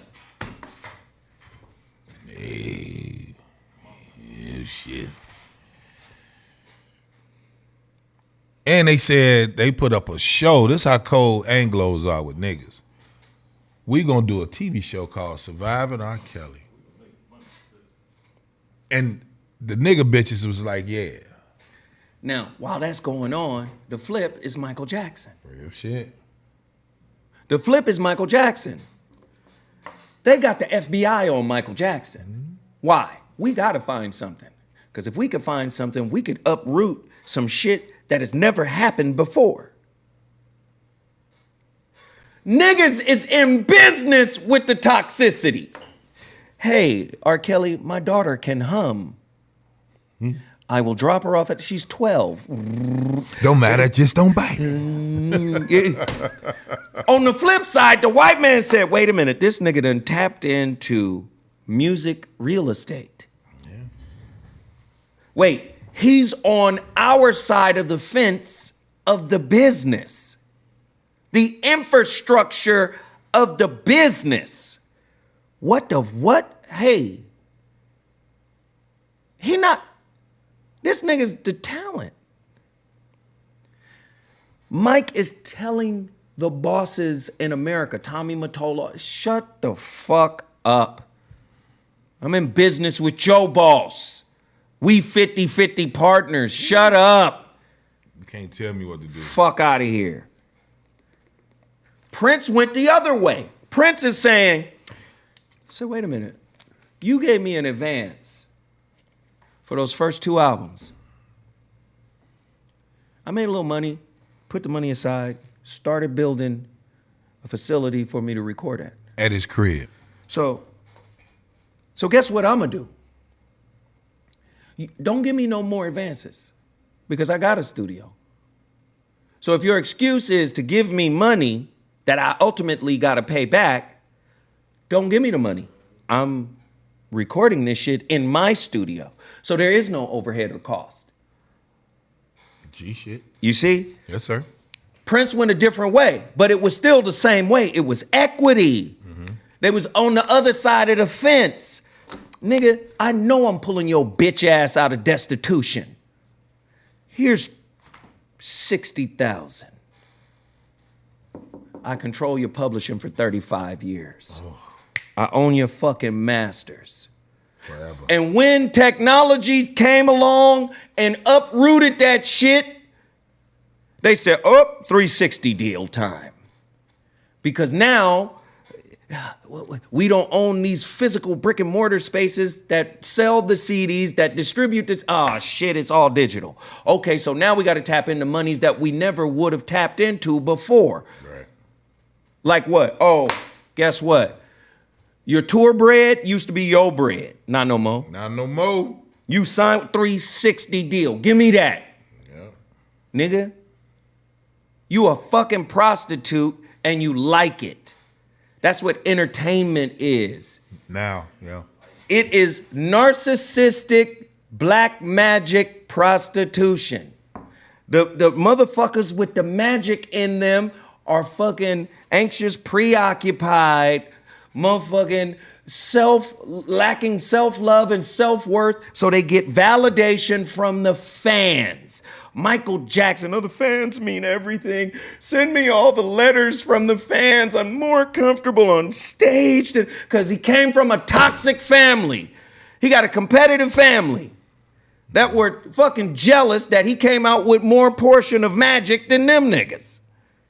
Jermaine, the sisters will tell you Jermaine was jealous as fuck. Fuck, this nigga got all the magic. Yes, nigga, all of it. I mean, all of it. You got the base fingers. If magic is a body, nigga, you got the base fingers. Boom, boom, boom, boom, boom, boom. Nigga, that ain't enough. It's not enough. It's not enough, nigga. You got the base fingers. So you stupid. But you right. Motherfucker put out a diss record on his brother Michael because Michael wouldn't call him back. I couldn't reach him. Nigga, let's be honest. You're a narcissist. You were in competition with your little brother. So if he got to fight the demon that is the record industry and come home and fuck with you, no wonder the nigga said, I'm going to motherfucking Neverland, Santa Barbara, 5,000 acres. I'm getting the fuck away. And I'm kicking it with Macaulay Culkin. No, but that's And what Bubbles. I said. It's the opposite of R. Kelly, because if you got the FBI on your ass for 10 years and they don't find nothing, no child porn, No. nothing, no improprieties, nothing. The reason why they was on him, it was a different reason. This nigga is in the real estate of music. So they mad. We gotta tear this nigga down. We mad. He Prince mad. comes around and does it the opposite way. Okay, 35 years later, where's my publishing? You gotta give it to me now. Because the amount of time that has elapsed since I signed the first deal, you gotta give it to me now. Ooh. Give me my masters. He gets all of his publishing and a year later he dies. And the same people that Mike was keeping the publishing from has the publishing after his death. You gonna sell the man's publishing back to the motherfuckers he was fighting? Woo! Oh, by the way, they own Prince's publishing now too. This is true. All that hologram shit, that's them people. See, this is a time where black people got to be fucking honest. You bought into a system that never bought into you. This political system, it never bought into you. Never. It never will.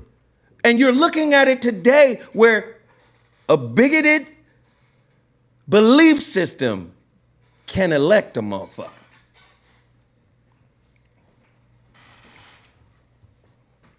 And you get mad when I come on here and say, what the fuck are you here for? I don't like niggas who come to me for answers. Because I had to go through hell, blood, sweat, and tears to discover the answers that I have. And guess what? These answers really suit me. Mm-hmm. The only thing my answer can do is help you go on a journey to create your own answer for self. Well, what's the answer? I can't believe you're talking about Kendrick and them again. Why are you talking about music? You should be all the shit going on. No, you want answers for what's going on in the world. Nigga, go discover your answer. Goofy. The only answer I got for you as a people is come the fuck together before it's too late. That's it. Can you respect the Honorable Minister Louis Farrakhan when he says it?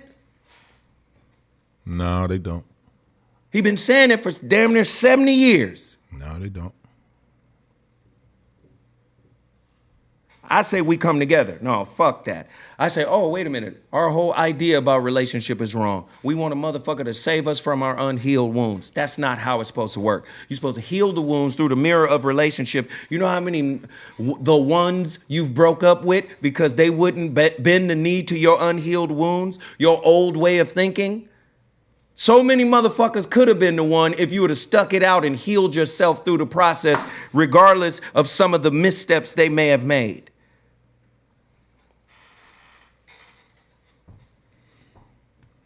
Can't get no plainer than that. Hey, listen, man. Can everybody go to my Cash App? My Cash App is $ZoWhat Netter. Can we get a $5 run on my Cash App? What's your Cash App, bro? My Cash App is $Ray Grady 9. You know. Ray Grady 9. I mean, I think you just have to. We'll be. How long you been talking on radio?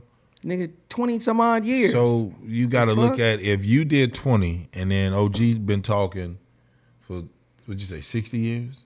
70 maybe? 70. And we still don't get it. We make up 13%. If anybody want to know where the headquarters of Nike is at, it's in Portland, Oregon. It's a beautiful spot. I would tell anybody to go check it out. You want to get your own shit made and this and another. I do business with the people that do these new era hats and Yupong hats and all this hat he got on. This is what we do. One thing white folks know we love is clothes. Y'all gonna support Grady? Y'all gonna go to his Cash App? Y'all gonna support his brand? Man, I'm here with you, bro. What? I appreciate it, but go to the Cash App. The 31st of May. We should walk down, once we get out of the motherfucking taxi or the Ubers, everybody in L.A. that's a fan of Ray Grady, everybody that's in Inglewood, L.A., the Valley, Burbank, wherever you didn't see me perform, Rancho Cucamonga, whatever, 400 people should be in that place with me and Zoe, because it's gonna be lit. You see that there? It says legendary. This is gonna be a legendary spot because I remember when I used to work for the promoter, a LA dude, right? Mm-hmm. And I'm like, why are we over here at the Mixed Nuts? Why are we at the Comedy Union? There's a spot called the Miracle Theater. I've been doing the Miracle Theater before COVID, 2017. And now it's remodeled. It's fly as shit. That's how you got the call. Zoe said, man, I want to do something at the Miracle. Done. I'll put a call in, And here's the difference. I said it already. When I was with the promotion company, I said, yo, this shit is better. Let's leave that alone. And then once I told the white boy, Watch what's gonna happen once I come here. And he's like, holy shit, you're absolutely right, bro. Now, here's the crazy thing. A lot of people don't know, the owner of the Miracle Theater, he's an EP for American Idol. For American Idol, yeah. Owen is he ain't broke. No. He don't need it. But he was like, hey, man, who are you? Because everybody's like, they just walking around like, oh, great, they go Grady, they go Grady. So I'm like, hey, man, let me do something. Let's do a joint venture. Let me shout out Tank. Hey, Tank, thank you for the super chat. Brent, please keep going. Thank you for the super chat. James, what up? Grady, thank you for the super chat. I appreciate you guys, man. Y'all showing up and showing out. And listen, we not asking you to put $200-$300 down. We asking for little shit. Jay Richard, hey, that looked like a pound. That looked like you gave us something from England. Sterling pound. Jay Richard 100. Thank you for the support. Alert Stillness. That's a pound. Keep up the good work. Miss the old Kevin Hassan et al. Thank you. They be around. Listen, man, we appreciate everybody for showing their love. We appreciate everybody for tapping in. I hope you guys had an understanding of what I'm trying to say, man. The new slavery is entertainment. Real shit. Right? They're going to control your intellectual property. They're going to seek to control your intellectual property. An award does not validate you. Damn. Somebody, listen. Imagine being Michael Jackson or Prince. Damn. Them motherfuckers only got nominated for Grammys 38 times apiece. You got, no disrespect to Kendrick. Kendrick got like 55, 58 nominations. Mm-hmm. Jay-Z got more Grammys, twice as many Grammys as Michael Jackson. 3 times as many as Prince. Wow.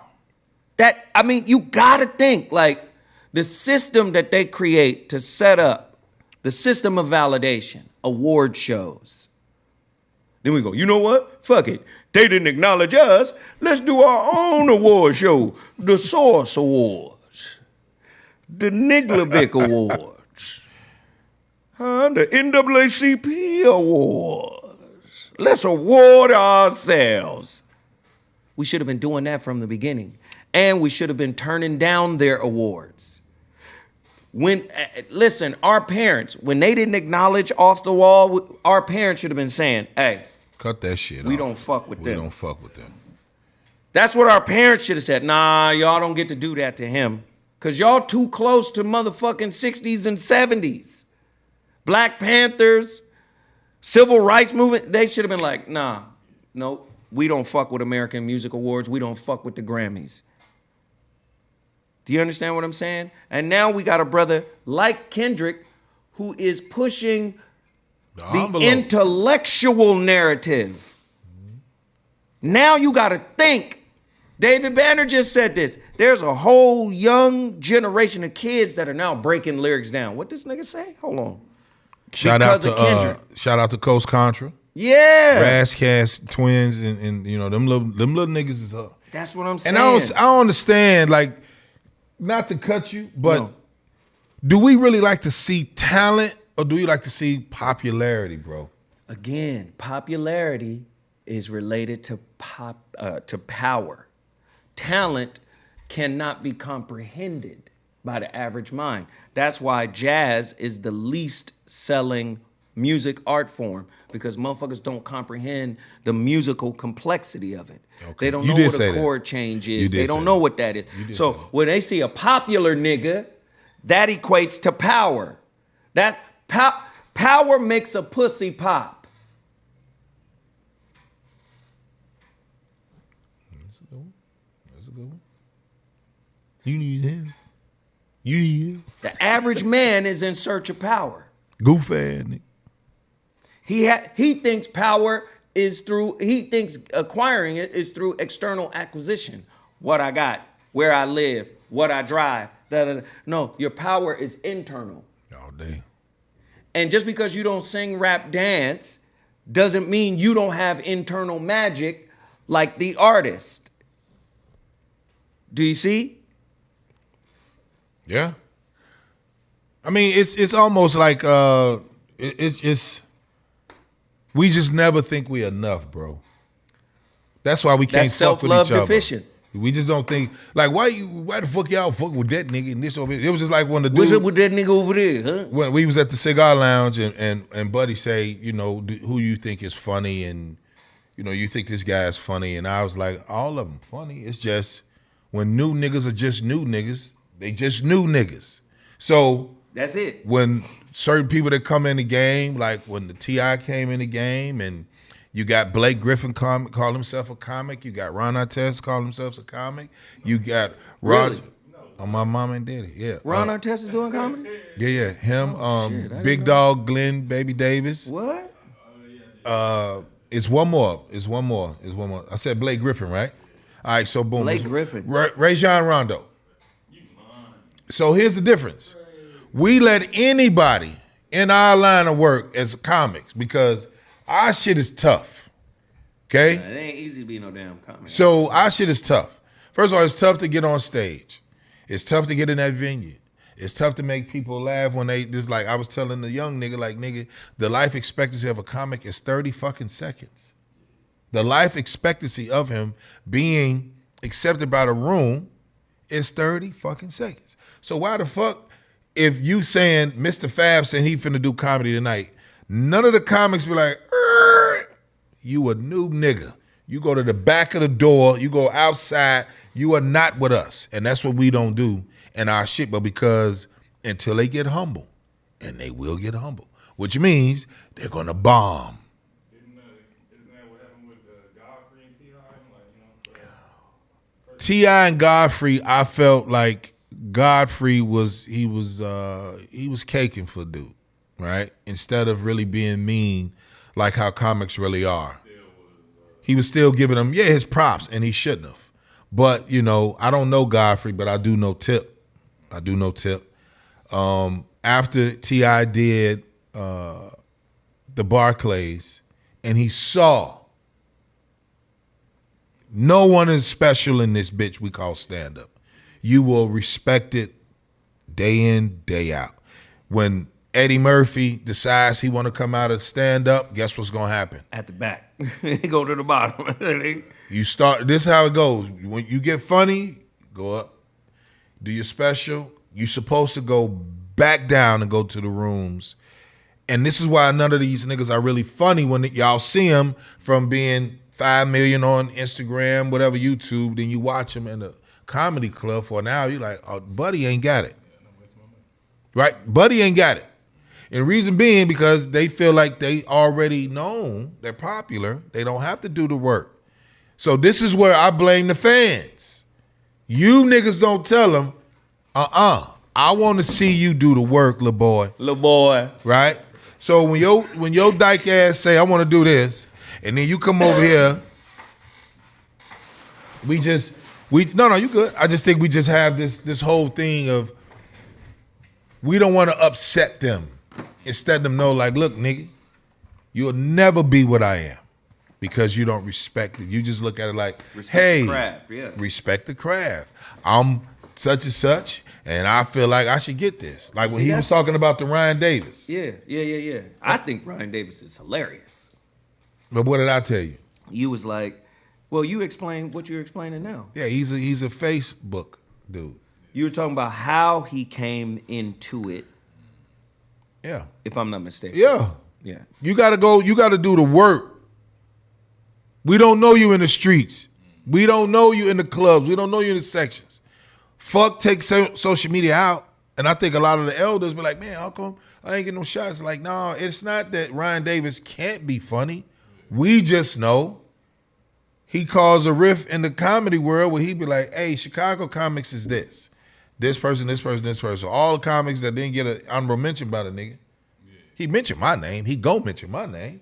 But the ones that done, like, why do you give a fuck? Right. He's a new nigga. He's a Facebooker. He's a YouTube nigga. He ain't with us. So you saying it's kind of like a pecking order. All day long, Alonzo. This is how it's supposed to go, bro. All niggas are rookies Wait, hold until you learn to get on the motherfucking, till you get on the court. Just like you told me when you showed me the baby. When I said, I'll dunk, nephew. You said, Keep fucking up. You said, My name ain't Lonzo, man. he said. That's what the lady at the gas station said. She did not say that. She did. She said, what, you stand for Lonzo? I said, no. See, that wasn't me. You said, no, I call him nigga Lonzo. I said, talk to the lady, leave me the fuck alone. No, The look. lady like you, she got her hips out. She did like me. She did like me. But the thing is, I'm saying, when you, like your son, what was the, remember the academic little boy? Got into it with my son? Who? Yeah, my son Campbell. My son, the rapper.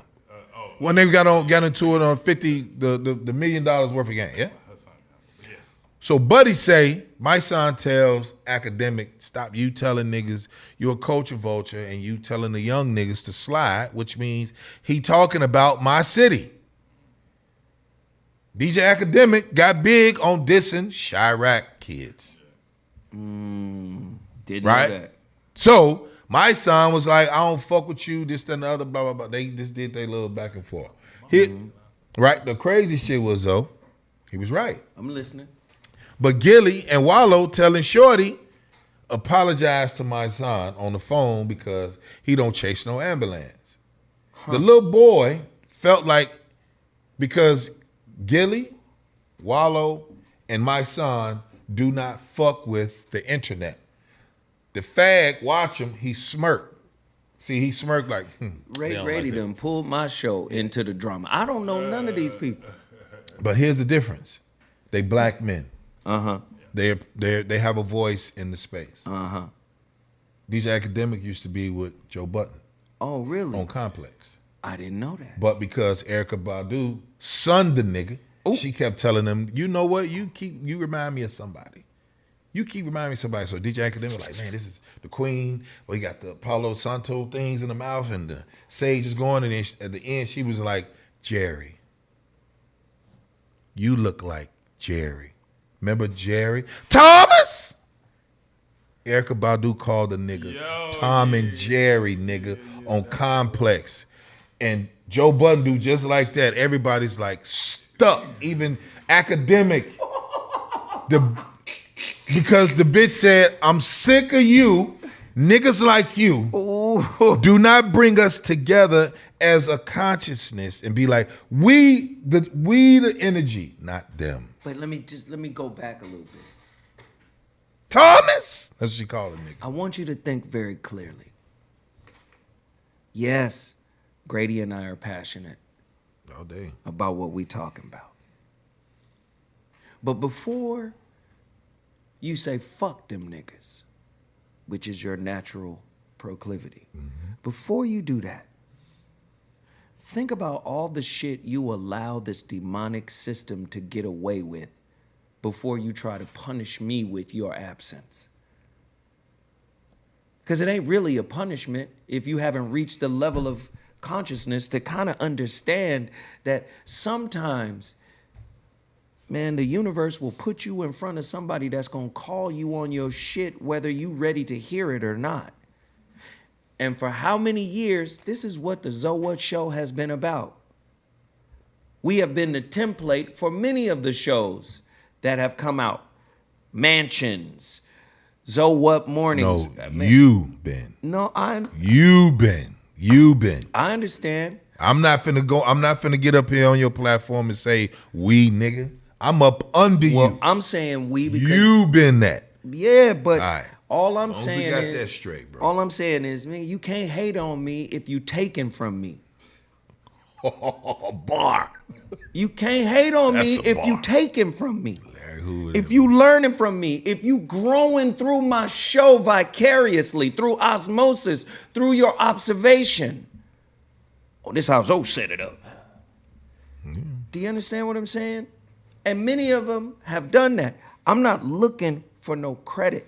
What I'm looking for is for us to cooperate.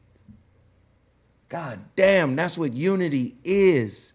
Cooperation, collaboration. Let's collaborate. Let's get together.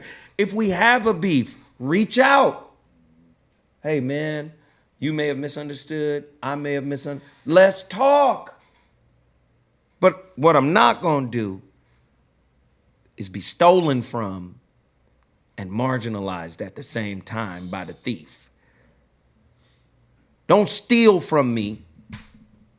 Use my magic to make you feel better, because you can't steal from the white man who pimped you for your magic. Just like old girl did on Cam Newton when she said, Cam said, what podcast got you started? She said, Corey Holcomb. I'm like, huh, ain't that the broad that was at Dash? No, she just said I was on a show. This is what niggas do, but this is what you Corey talking about. Holcomb, and I was co-hosting that show. Now, Get the fuck out. let me just come back. I don't give a fuck. But I you really- do though. No, I don't. I didn't say she ain't got to mention your name, but the broad got to mention your name. Let me explain something. Right? I don't give a fuck about that because I don't like being associated with certain things either. Okay. So I'll if it's take that. beef, if it's problems, don't mention me. Real shit. I felt like she did me a solid Yeah. for not mentioning me. right? Right? You said that. You said because that. I kind of didn't want my name mixed Okay, in. yeah. I've had enough drama. So I was kind of like, oh, cool. Don't say my shit. Cool. That's how I felt. So, but at the same time, yeah, she got her start on Dash Radio with me on The Voice of Reason in 2014. And she was there for at least a year, if I'm not mistaken. Maybe she could correct me on that. But maybe you get the broad for the 31st. Reach out to the broad. We bringing that for one of the collisions. Why not? right. Why not, Zoe? What you want to do, brother? Huh? Because I don't give a fuck. I'm the comic of the show. I want to hear that shit y'all talking about any motherfucker way. You know what I'm talking about? You come into my place and you challenge me to bring on one of the older ones. Oh, yeah. Oh, yeah. Mean Gene Okerlund. I know that when I told Hogan, I'm going to rip off his face.